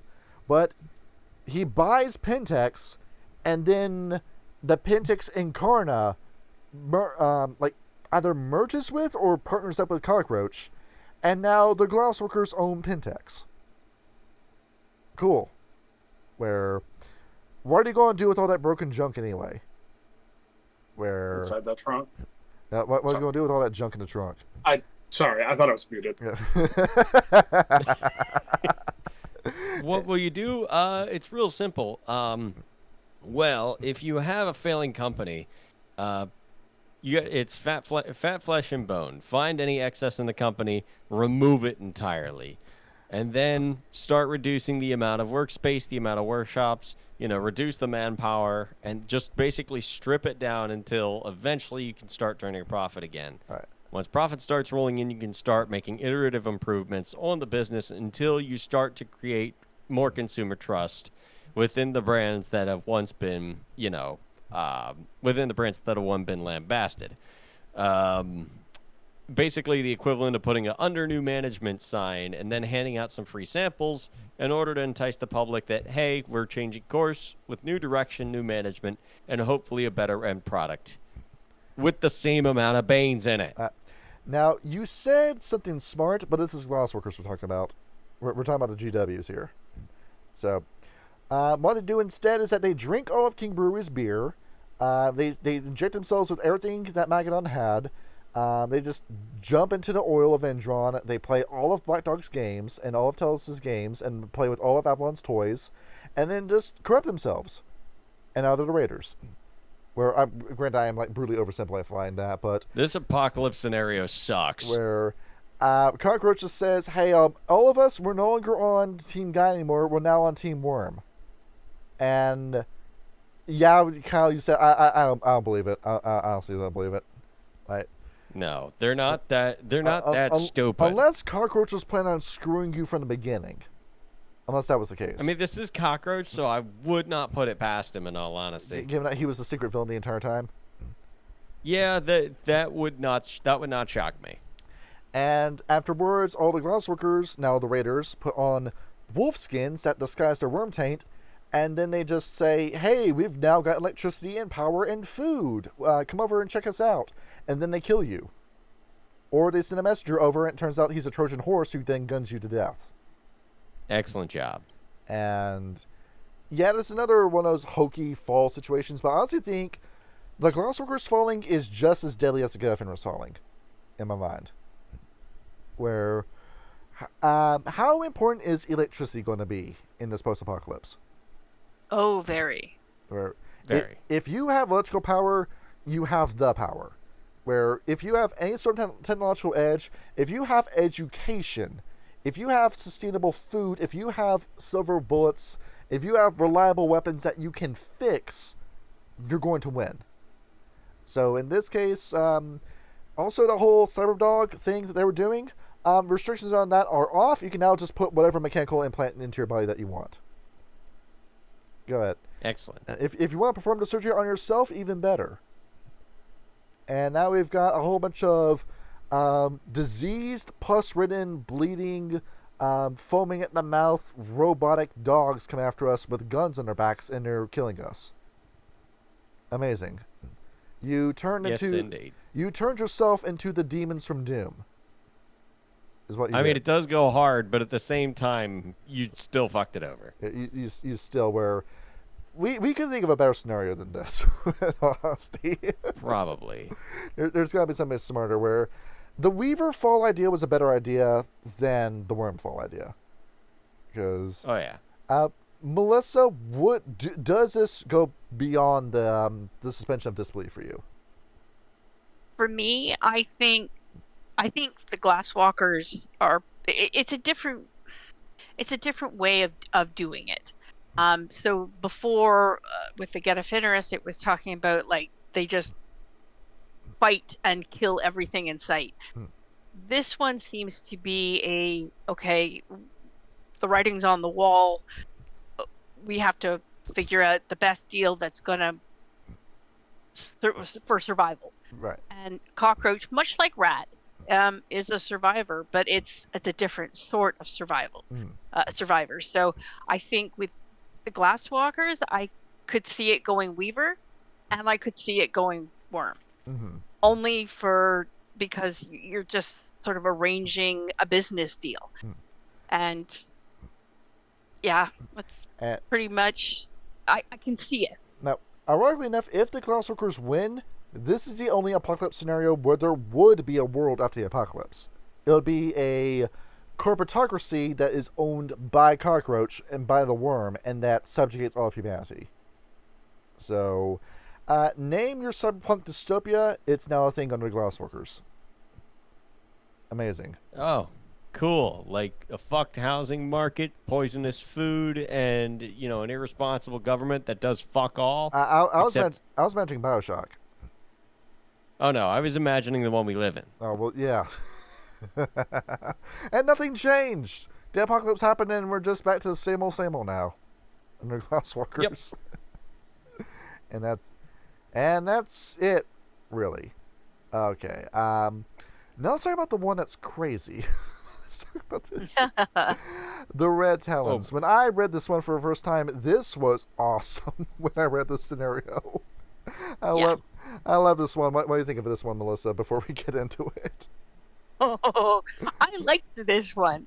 And again, it was one of those ones that I could definitely see happening. All right, so how does it start? It starts with very similar to the Bonar situation. Yeah, the basically with the lack of food and whatever, the wolves, which is the kin for the Red Talons, are dying at a vast rate. So, you're seeing like 90% of the wolves around the world are like dying. And guess what? The Red Talons are pissed. Not that they're normally, go-lucky kind of guys. No, they're really, really pissed. Because it says in the book, too, on page 100, by the end of 2003, 90% of all wolves are dead. Yeah. Jesus. Yeah, extinction's on the wall. So how do we solve this? How do we get our revenge on humanity for this happening? Oh, just kill them all.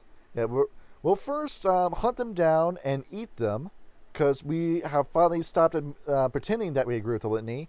We never signed off on this to begin with, so how about we just kill you and eat you to start off with?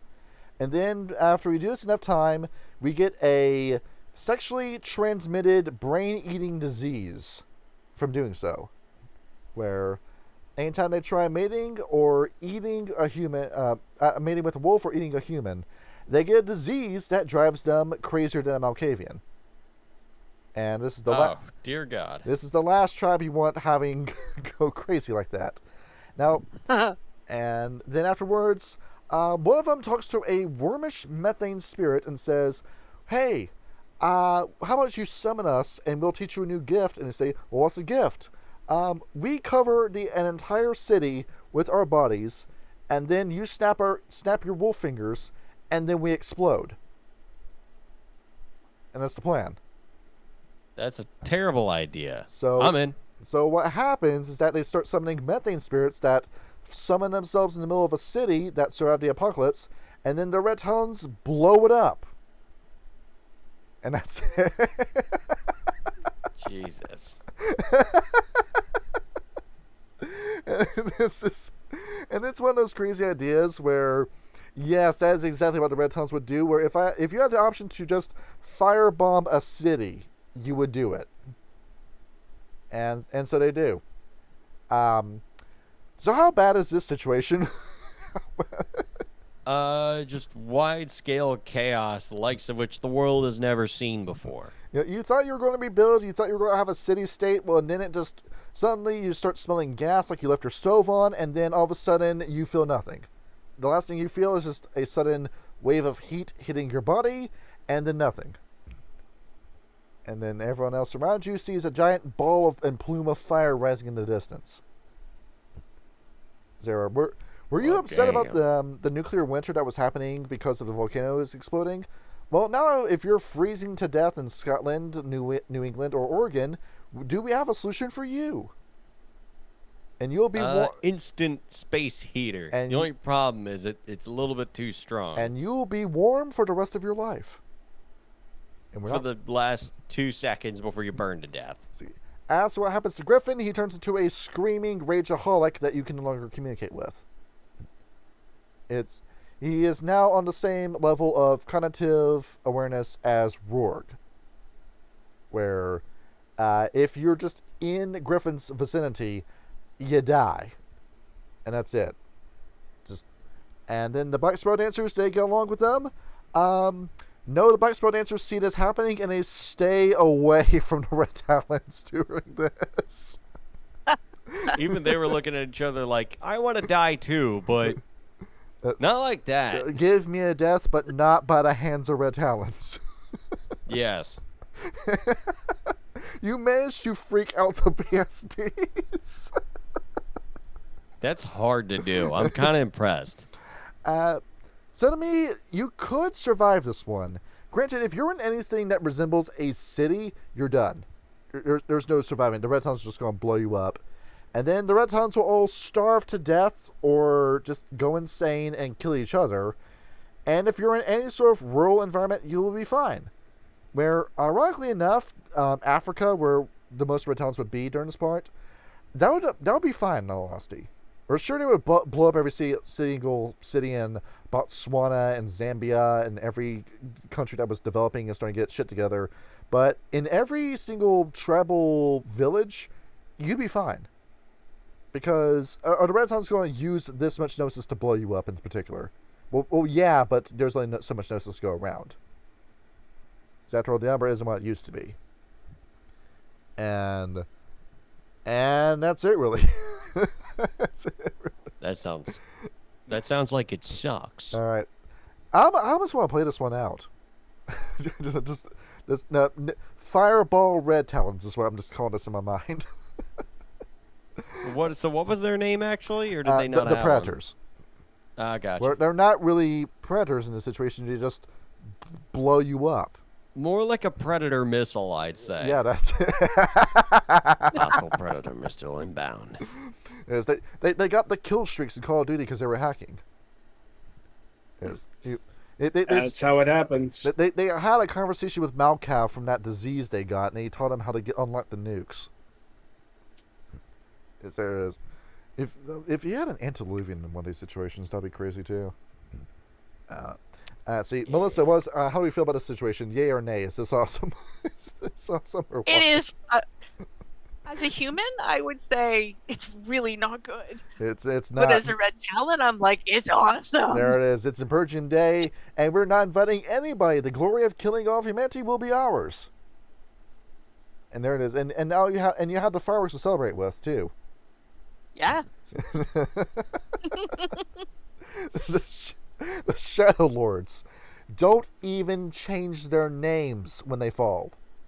That's lame. There's no. It's so lame. Now we've mentioned this before, where I swore there was a plot point going on in first edition where that was going to happen, that the Shadow Lords were going to backstab the entire Garou Nation, and here it is. Here's the plot point paying off. So, what happens? What happens? Well, all this stuff is going on where Gaia is about to die. Grandfather Thunder looks over at Gaia and says, "Why did you let this happen to you? Why didn't you make me a celestial? If you gave me the cosmic power, I could have solved all this for you, and instead you just want to die?" And Gaia says, "Well, when you put it like that, I guess I will make you a celestial." So, Grandfather Thunder for a year gets a blank check. You just, whatever power he needs to use, he has it. But it's not full celestial power. Where the Shadow Lords are trying to do their best to try to salvage the apocalypse, they're trying to do their best, and they fight for a year where the Shadow Lords are making progress, but it ain't enough. So, Melissa, after that happens, what is Grandfather Thunder's reaction now that his year time limit's up? He's pissed off. A lot of these things are pissed off. He's pissed off but not because he pissed off because he failed. Mm-hmm. And he doesn't get to be a celestial. Mm-hmm. Where it's that whole possessive spirit of Cain that takes him over. Where, sure, Grandfather Thunder might be the second strongest totem in the Garou Nation. Well, it's kind of debatable with Falcon, but yeah, it's Fenris, then Grandfather Thunder. So you're this strong, and you've let that pride and that hubris corrupt you to the point where nothing can be your fault. You've let your pride control who you are, and your supposed status dictate who you are going to be as a person, to the point where you're actually the weakest totem, because you don't have the strength to admit when you're at fault for anything, is what happens. And that's That's their downfall, isn't it? Yeah, it's the same thing that happened with Cain and how that Curse of Cain started. Because Cain couldn't take it. He couldn't admit that his sacrifice wasn't as good as Abel's. And therefore the events of Vampire the Masquerade happened.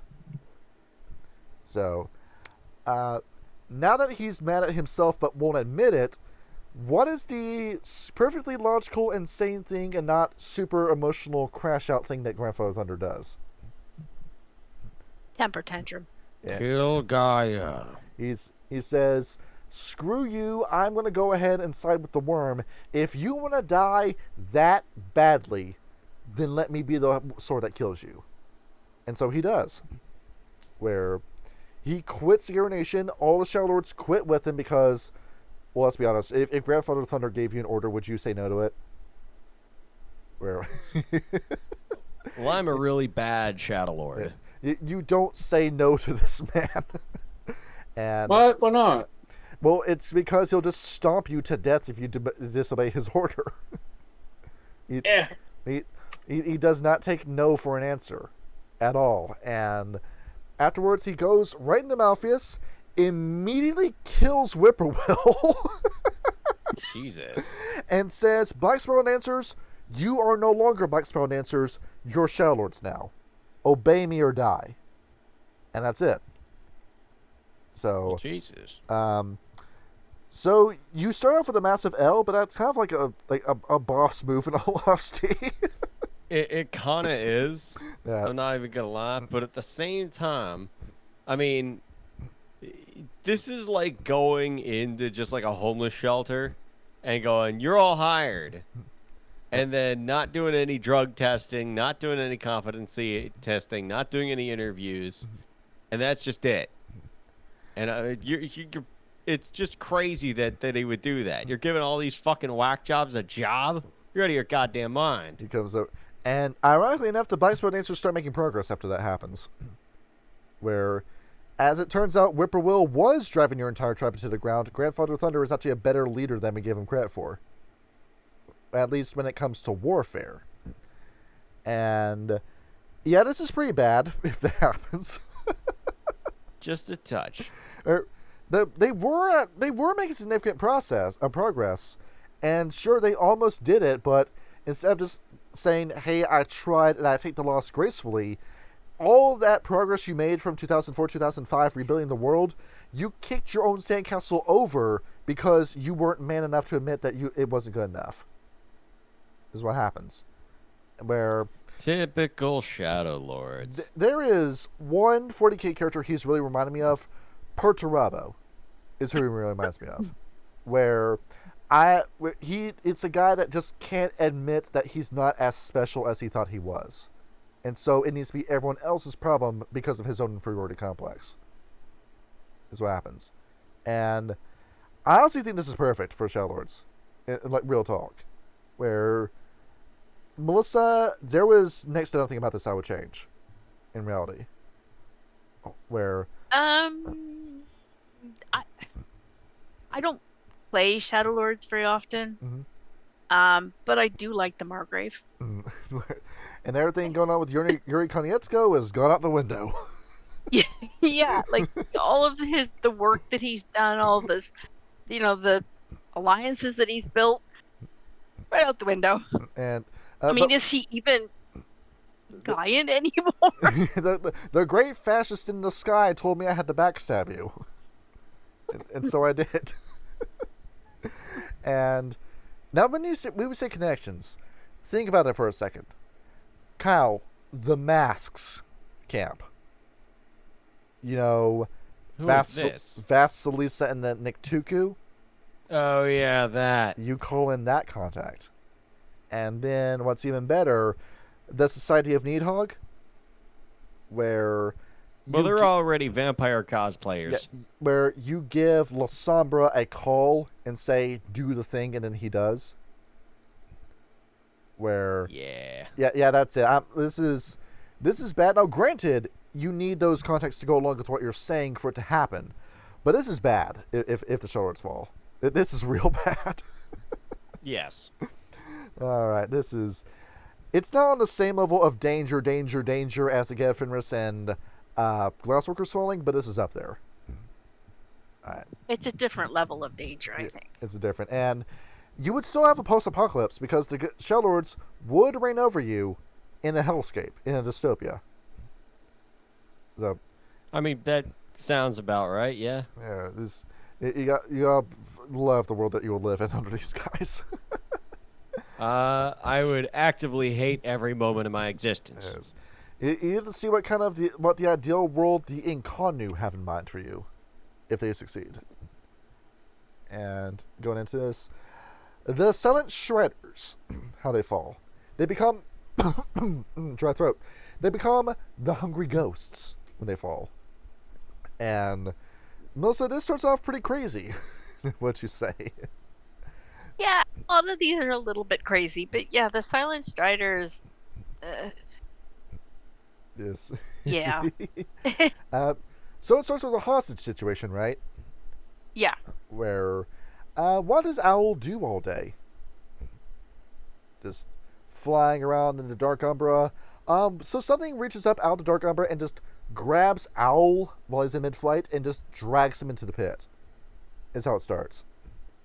And, fantastic.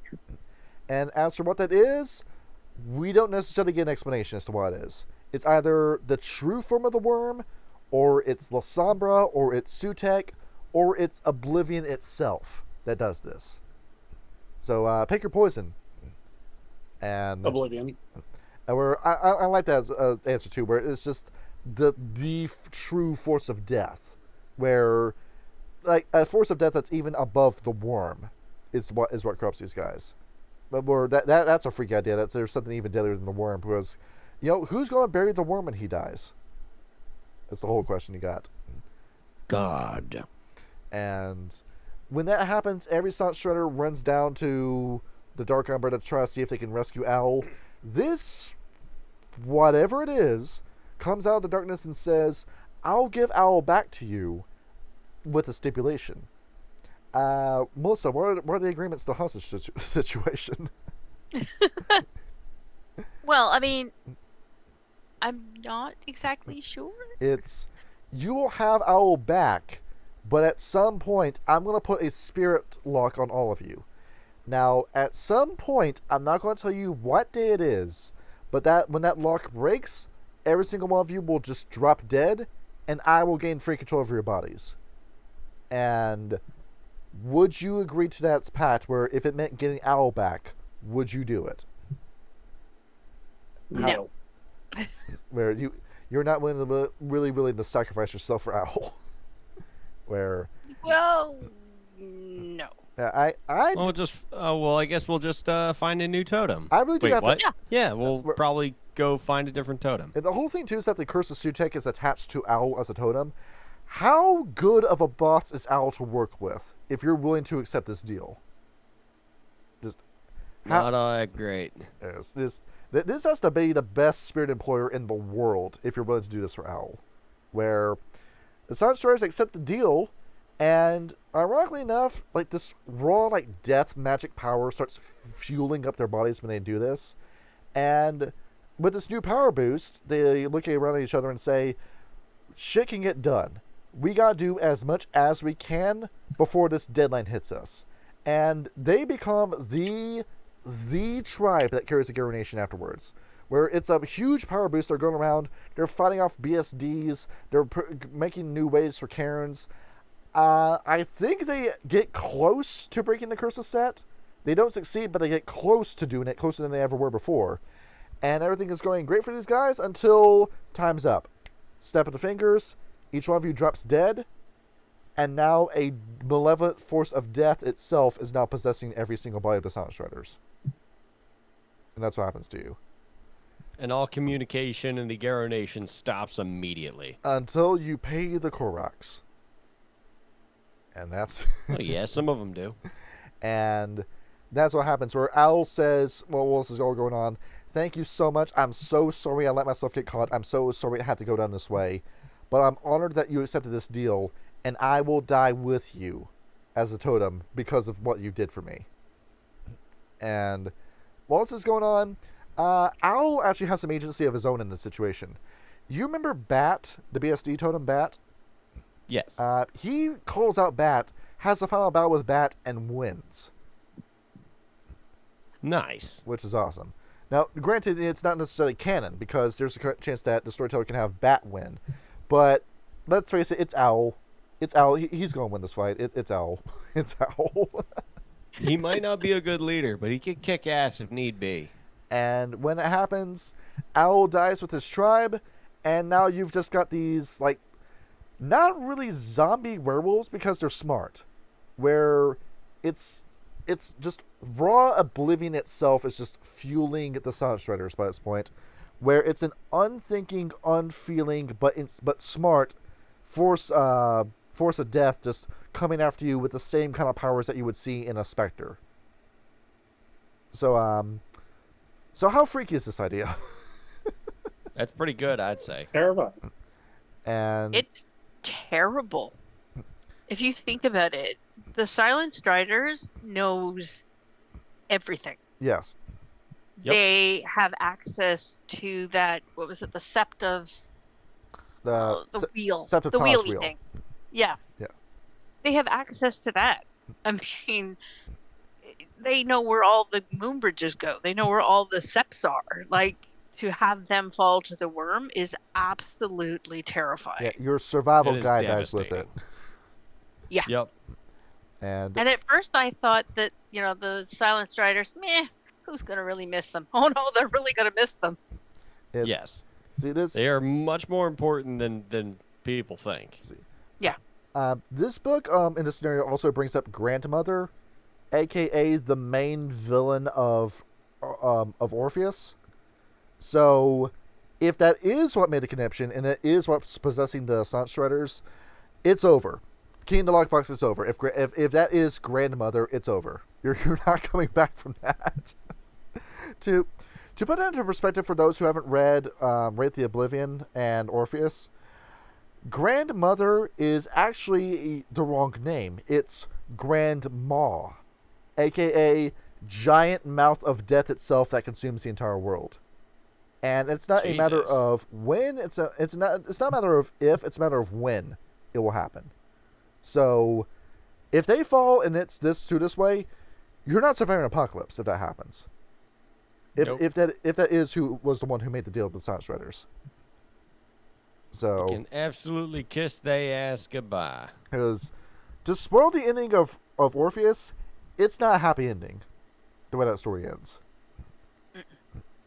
So, yeah, this, depending on how many such shredders survive up until the last part, or if you, I don't know, did the whole Croton thing and, I don't know, chopped up, dismembered the body, and then buried it before this deal went off, where if you, and thankfully the Silent Shredders know this is happening, it doesn't make sense to me about if the Silent Shredders didn't tell the Garou Nation this was happening.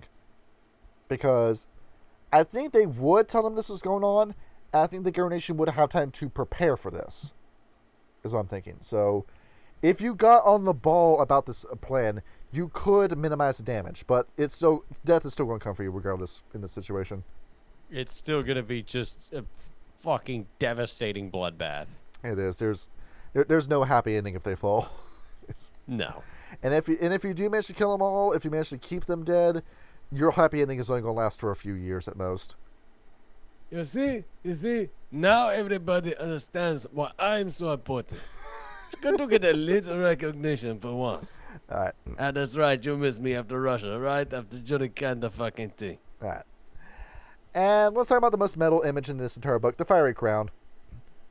Hey, That's cool. Yeah, Well, that reminds me of something. Yeah, we took this idea and we put it in 3.5 because, Doug, when you read this, this is too metal of an image for us to not have used.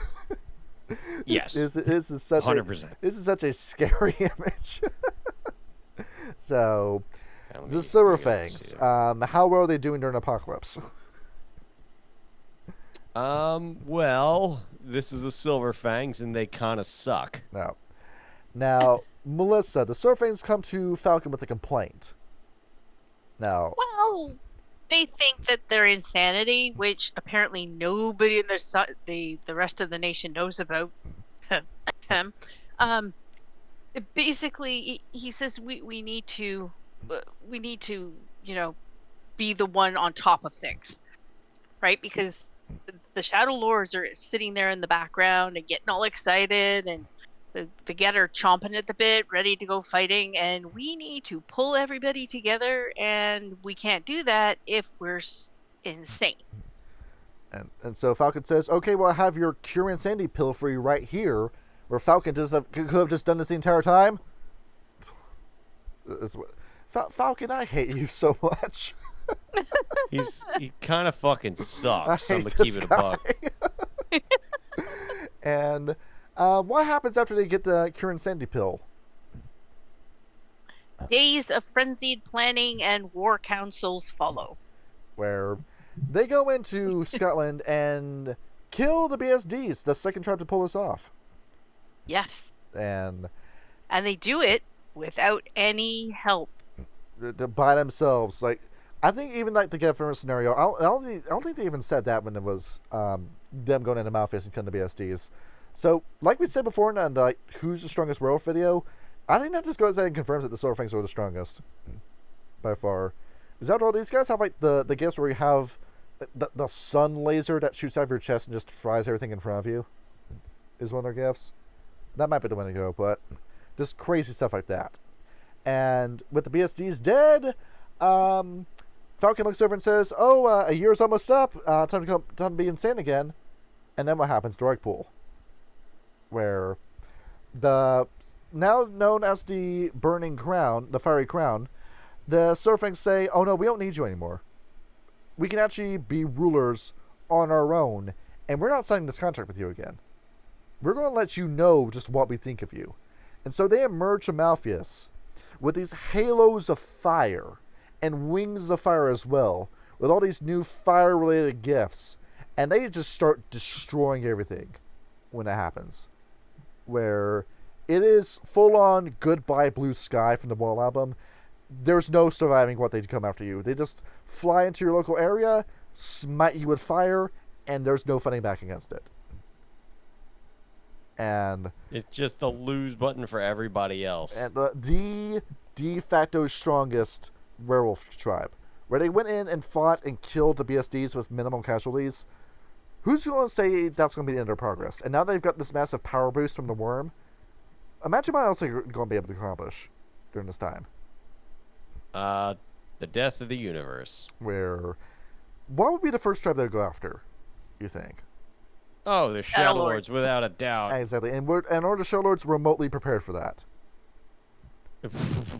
No. Yes. Oh, no.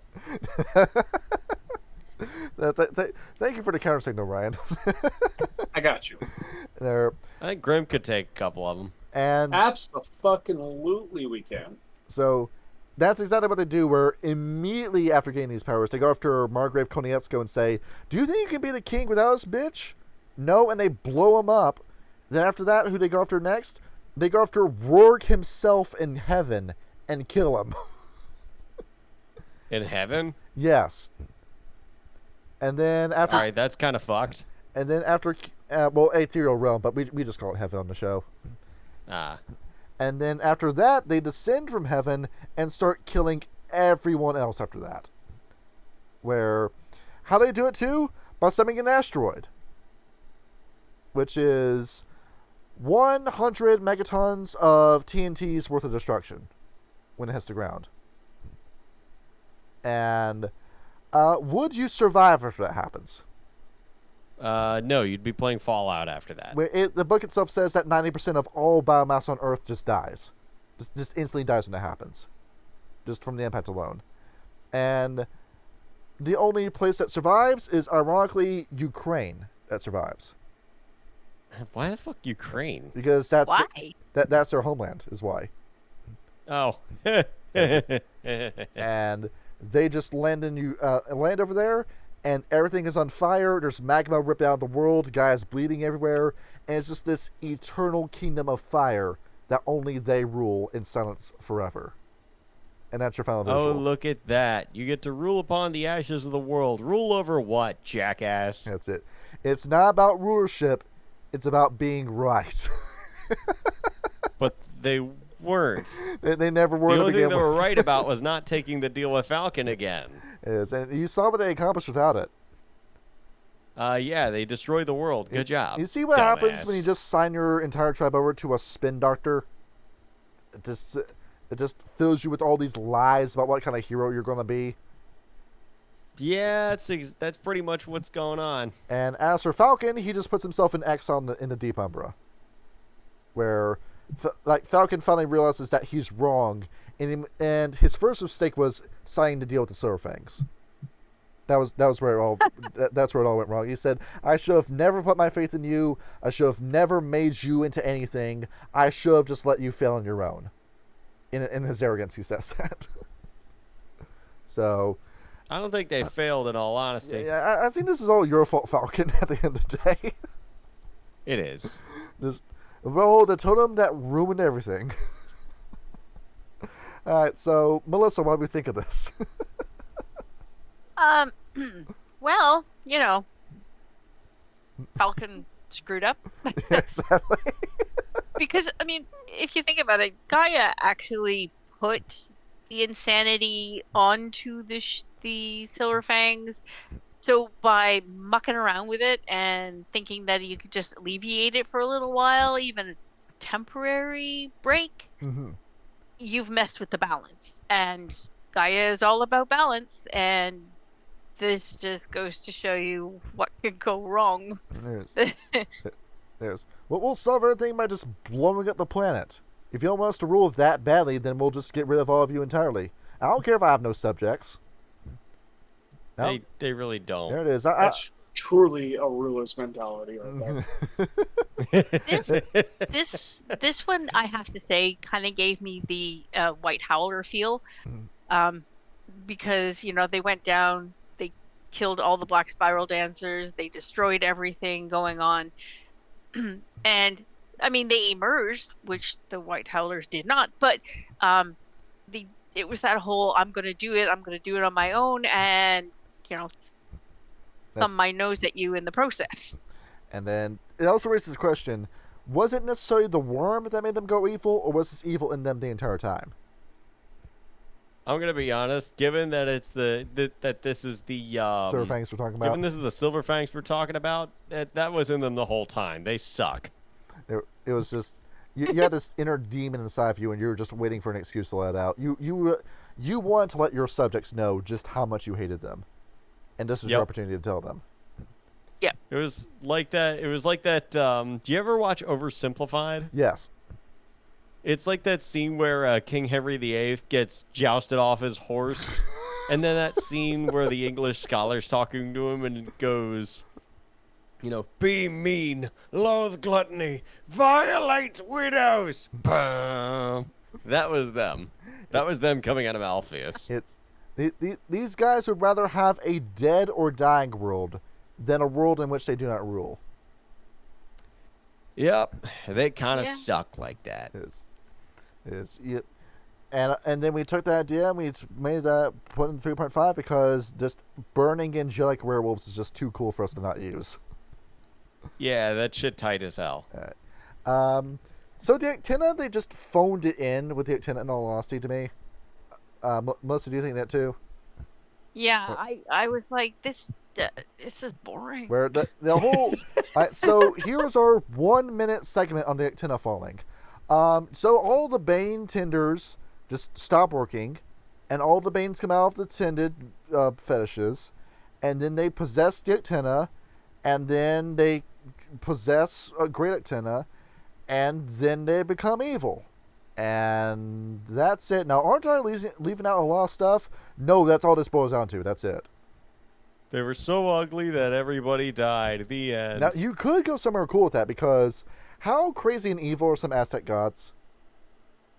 Very. Pretty fucked, Where I'd say. You've got Apwash, god of the underworld, who just comes up, drags dead bodies of soldiers down into hell, and then fills them with his corrupted essence to turn them into his army. And stuff like that. Or guys like Kabr Khan, who is the giant of the mountains, who is responsible for all the earthquakes and destruction within South America. Or you've got Shak, who the blood god who says, if people don't die in my name, I'll let you starve to death with no rainfall. And you have those possessing the Uktena. You have evil demigods possessing the Uktena. Now that's a cool visual in my mind, but you don't go anywhere with it. Where like all the Bane tenders break and then they get possessed, and that's it. It doesn't go anywhere beyond that. So there's just a lot of ways to potential like that in general in the world of darkness, if we're being perfectly honest. Or perhaps with a better idea, you know how Great Uktena kind of has this whole plan going on where he's trying to supplant the Wyrm? You have that go off. You were say, let's go ahead, let's have Great Uktena and this Uktena come in, and with all the secrets they have, they do dethrone the Wyrm. And then Great Uktena takes the throne, and then as it turns out, what we knew all along was the truth. Great Uktena was just as bad as the Triad. And then that happens. To no one's surprise. Where it is. Where you let this power-hungry aspect of the Wyrm that never that never renounced itself. Never renounces for itself. Never repented for the things it did. Takes control and becomes death itself and becomes just as bad as we knew he was going to be. To no one's particular surprise or upset. And that sounds like a better idea, and then the whole Uktena helter-skelter plan goes off. And it makes progress. And then that's all of New England dead, that's all of Oregon dead, that's all of Scotland dead. When that goes off. So, yep. So you see we're on a better roll here.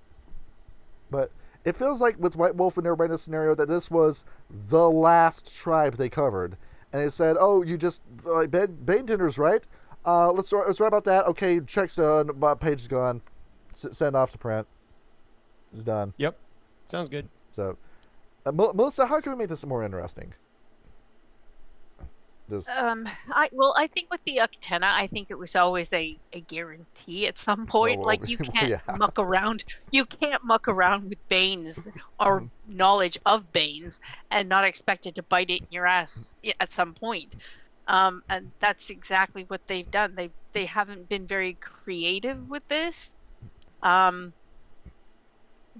maybe there would be another way of doing it, but I can't think of how you could make this more interesting, unless it's like another tribe trying to muscle in on the Uktena's bane tending abilities, and basically releasing it for the worm spirits themselves. The children of Gaia come in, try to do it, and knock all the Banes over and go, oh, sorry. Sorry, I released all the Banes, I'm sorry. Yeah, basically. Or the Shadow Lords say, "Hey, remember that time when we invaded Spain and killed a bunch of Bane tenders that created the Eater of Souls to destroy the Croatan? Let's do it again. Let's do that again. Let's do it again. Who's up for round 2? Who's ready to destroy the world? And now for the tribe that is now this is the most destructive, by far this is the most destructive of mind. The Wendigo, where they become the Devourers.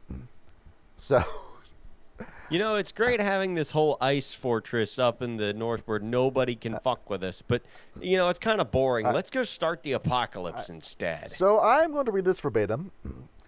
A roadblock across tribal islands off the I-90 in upstate New York in the winter of 2003-2004 leads to a confrontation between New York National Guard and armed reservation-bound natives. It's never quite clear who fires the first shot, but in the end, 2 guardsmen are dead, and so are 13 indigenous people of various tribes. The Glacier Wind Pack of the Wendigo, led by Galliard Walking Bird, takes matters into their own hands.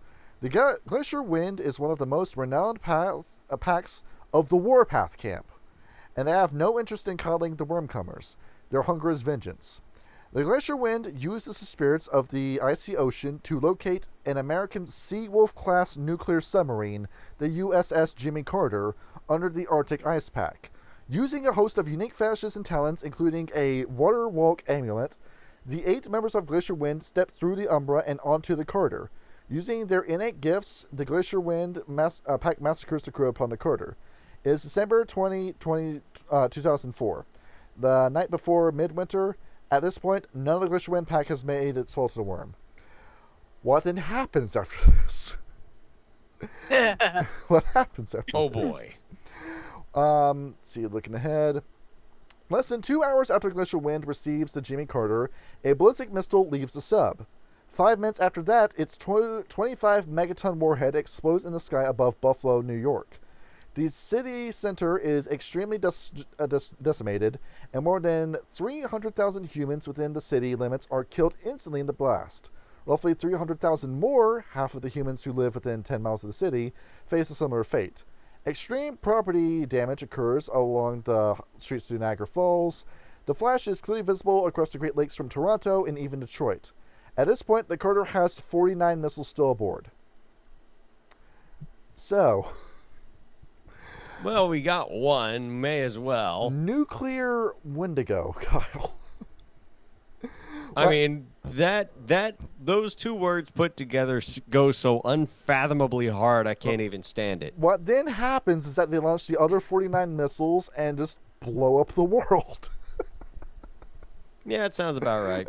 The whole thing is read piece for piece like a clinical article about where they target and what they blow up, where it's Washington, D.C., New York, Los Angeles, Chicago, Philadelphia, and Boston, if they were still standing, are now gone.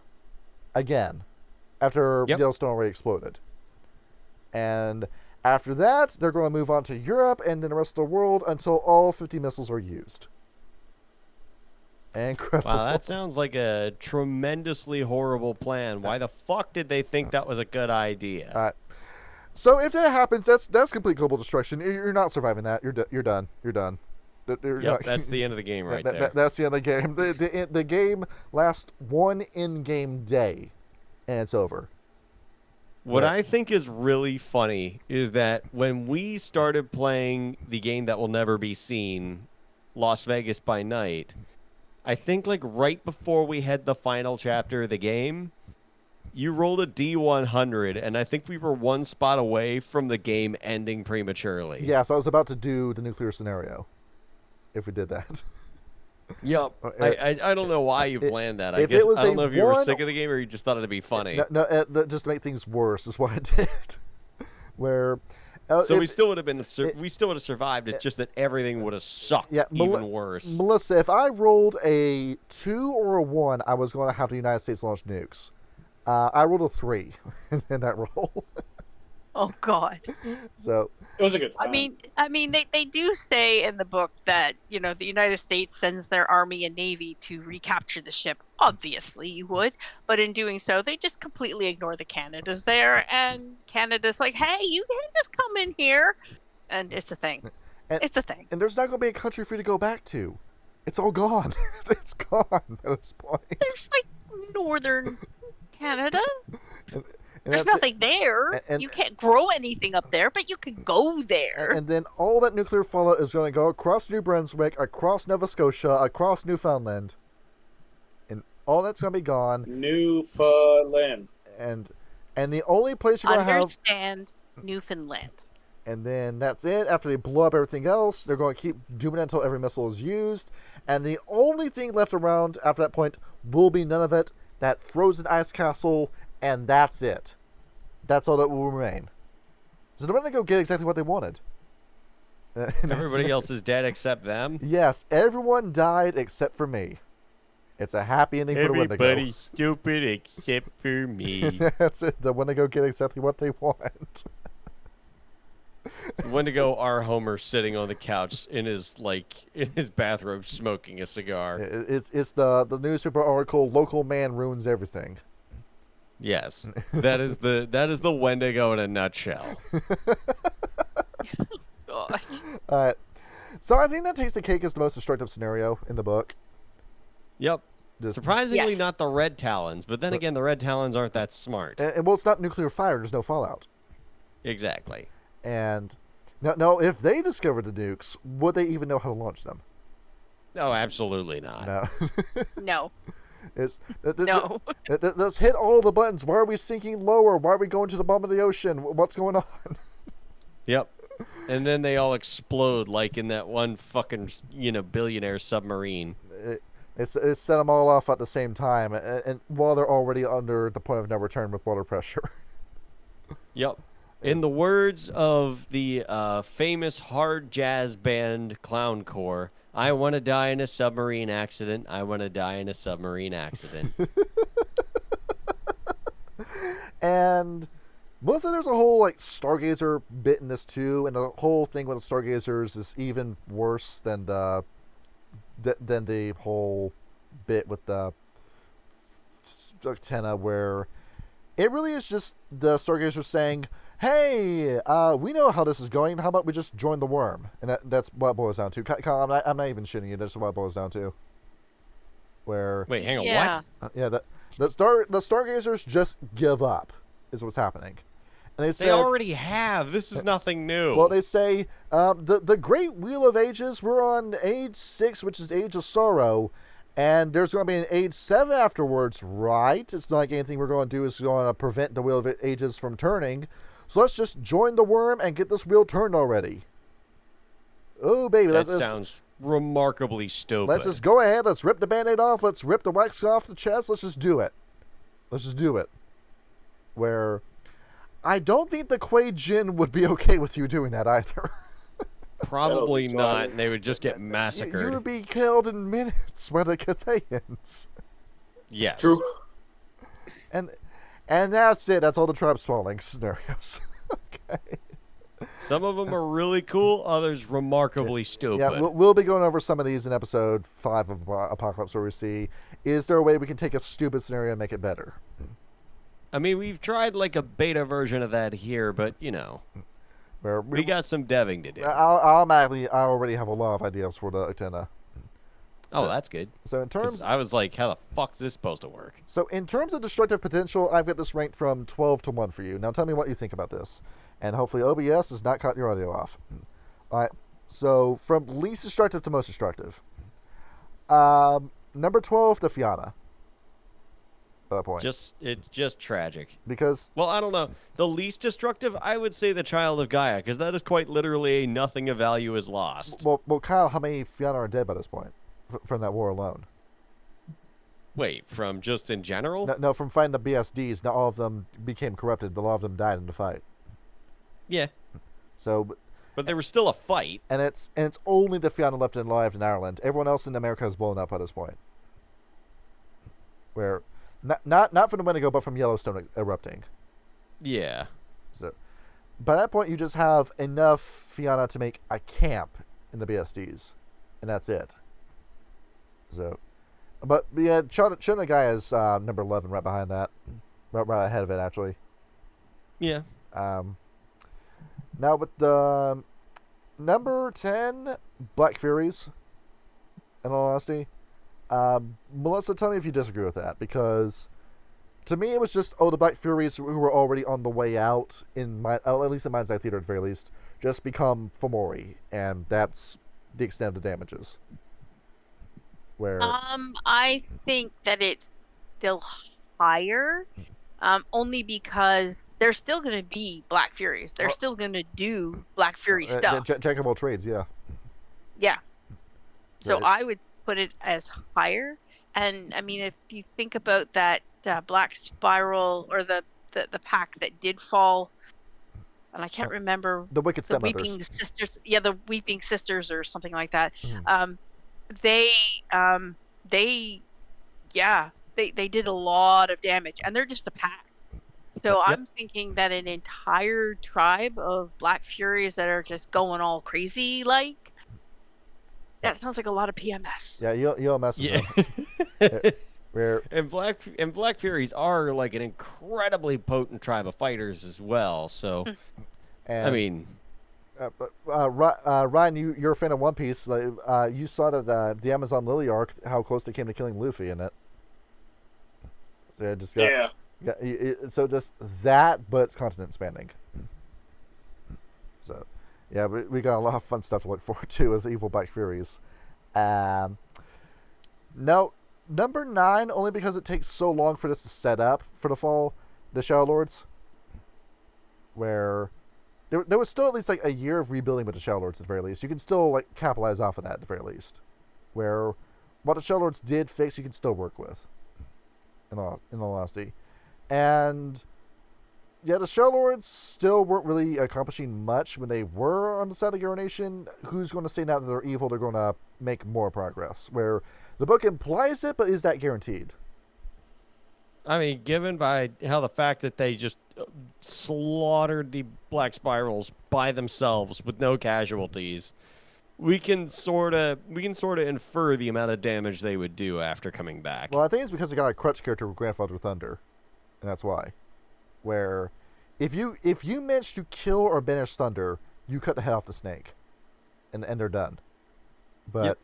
that's the whole challenge there. You gotta kill Grandfather Thunder. Where, enjoy swinging away at 500 levels of health. Yeah, that's a little rough. Yeah. I mean, I was playing D&D 5e last night, and we were fighting Count of Sensori, and that was 400 hit points, and that took hours And to there's- do. I hate damage sponges like that. Yeah, all of us were sitting there just screaming at the table like, fucking kill her already! Number 8, Silent Shredders. To me. Because you can at least get ahead of the curve with Silent Shredders, and you can at least like do something about it. Like, this is an apocalypse scenario that you know is coming, and you can at least Yes. try to prevent. You try to mitigate the damage. Right. Where it's still going to result in complete annihilation by Grand Maw, but you can at least delay that for a little while. Well, you know, good to delay the inevitable. After that, number 7, the Uktena, where this has already happened once before, but it was under a more ideal circumstances. But we are still dealing with 10 Storm Eaters at the same time, is what we're looking at. Where Yeah, it's a lot. yeah, well, Melissa, you've read Wild West. You know how destructive a Storm Eater is. Yeah. Yeah. The Pecos Bill Demon. That's who that is. Pecos Bill. I'm gonna blow this house over. Let's see. What was that? Number 7.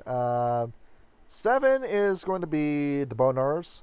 Now, this is the TPK scenarios where you remember how I said the Bonars were total party kill? They're only at number 7.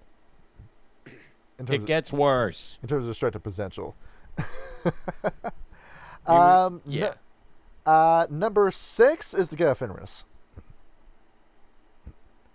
Yeah. Well, I mean, if I could, I might rank the get higher just because, I mean, Yeah. Yeah, the pure. But they're the pure. They kill literally everything they look at. well, the only reason I have it at 6 is because the destruction isn't immediate. You Okay. Yeah, you still have time to run before it happens. I don't know if that necessarily makes it any better or any worse. Well, yeah, your death is assured by that point, but you at least have time to gear up for it. You at least have time to grab your ankles and kiss your ass goodbye. I like that expression. That's pretty good. That's good shit right there. See, 5 would be the Glasswalkers. Yeah, Where let's just corrupt ourselves. It's dumb. It's monumentally dumb, but very, very powerful. you know, if they did turn evil, this was a tribe that was already ready to secede from the Union. Yep. So when it happens, it happens. 3 is going to be Red Talons. Or just them going around and blowing stuff up is only at number 3. Yep. I Uh, mean, it like you said, far more immediate destruction on a grander scale. But there's still like a year of build up before they finally get to that point. And but when it does happen, it's over. It's over. It's over. Yep. Bless you. Thank you. Number 2 being the Silver Fangs, where they at least have to get to heaven first and kill Rourke and summon the meteor. But with Wendigo, that's number 1. That happens in one day, and it's over. They don't fuck around, do they? Now, if the Wendigo want to accomplish something, they do it. This is the same tribe that fought the Gaia fenris to a standstill. That is true. Yeah, so there we go. It takes a lot of skill. Now, you also notice that we didn't go over a single Farah falling. And that's because Well, I mean, that's because the book doesn't mention it. yeah, That's fair. because it's not brought up. Now it brings up the Ratkin a little bit with the Bonar segment, but that's it. That's all it goes into with the Farah. Where Well, it kind of throws it in with all like the Hengi yokai. After all, you go through all the tribes. It kind of just mentions, but it's like they don't really participate. Really. And that's it. And they're all going to get killed by the Quajian anyway. It's going to happen anyway. Yeah. So, and the Yahadi gets skipped over for the most part, and you notice that the Amazon doesn't get brought up once, where the Amazon is still okay. And That's because you got your boy Golgo over there. He's kicking ass. there it is. The Gaia fenris should be in charge the entire time. That's the takeaway from this Exactly. episode. That's the takeaway. That is what I've always said. They should be in charge. Just, You know, great minds think Of alike. battles. yeah. Of battles. Not everything. No. Especially of everything. Especially the Yes. Fiana. Yes. Where, Or no, fuck you in particular. Fenrir was a family man in his life. So, Mike, what's your fucking point? He Well, loved, actually, that's he a loved lie. his children. He loved his grandchildren. Well, it does tend to happen a lot in mythology now, doesn't it? Yeah, it does. And there's a whole portion of this book too where it kind of like rushes an ending where it says, "Oh, if the fallen tribe dies, then the Garou Nation's sad about it, but they get over it eventually. And if the fallen tribe kills them all, well, then that's the end of the story." And It'd be a long ass game playing to Apocalypse. yeah, that's it really. So it says, "Hey, storytellers, you want to know how this ends? Well, how about you read it for us? Because we're not going to get into it." Well, they don't have that kind of time. They're busy doing other things, like, making Wraith the Oblivion. Now, Again. given that some of the tribes, them falling would be a guaranteed loss for the Garou Nation, let's say that the best possible scenario happens with the Bonars falling, the Red Talons falling, that you manage to stop complete destruction from happening. Now, what tribes do you think would need to survive and stay good for the world to rebuild? Like, what do we think? Much as it pains me to say it, the Get. The Gaia Fenris, yes. First Hey. and foremost, Gaia Fenris. Now, second, Cal, I know you're going to say this is a cold take. I'm going to say it anyway. The Silver Fangs need to survive. because Do they really need to? well, the evidence I'm using for this is ironically enough Werewolf 5th edition. Ah!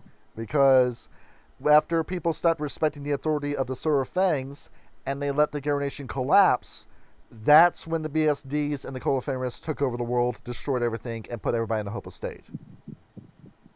Is what happened. So as it turns out, actually, yes, you did need the leadership of the Silver Fangs.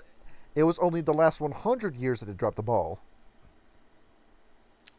Well, I mean, no, we've gone over Silverfang history that they've done nothing but fuck around in Russia trying to fight the They did dragons. screw over the Fiana, but that was Jacob Morningkill's rule in Russia. And Yeah, and Jacob Morningkill was still in charge, isn't he? Yeah, by all intents and purposes, that guy was an idiot. That leadership should have been passed to the Savardovich family. Should have been. Yes, but it We all wasn't. know how despots work. Well, it wasn't because Grandpa refused to die. Is why. And that's the reason why Jacob Morningkill was ran the entire nation to the ground, and his assassination at the hand of BSDs was honestly the best day of our lives. Yep. It just had like a bunch of fucking Fiana tap dancing in front of his house just to clown on him. Next up, because of just the sheer amount of human tragedy and because they're deeply ingrained in both Africa, Australia, and East Asia, the Uktena in my mind. Where if the Uktena fall or if the Uktena die off, imagine how many kinfolk still alive that will also result in the deaths of.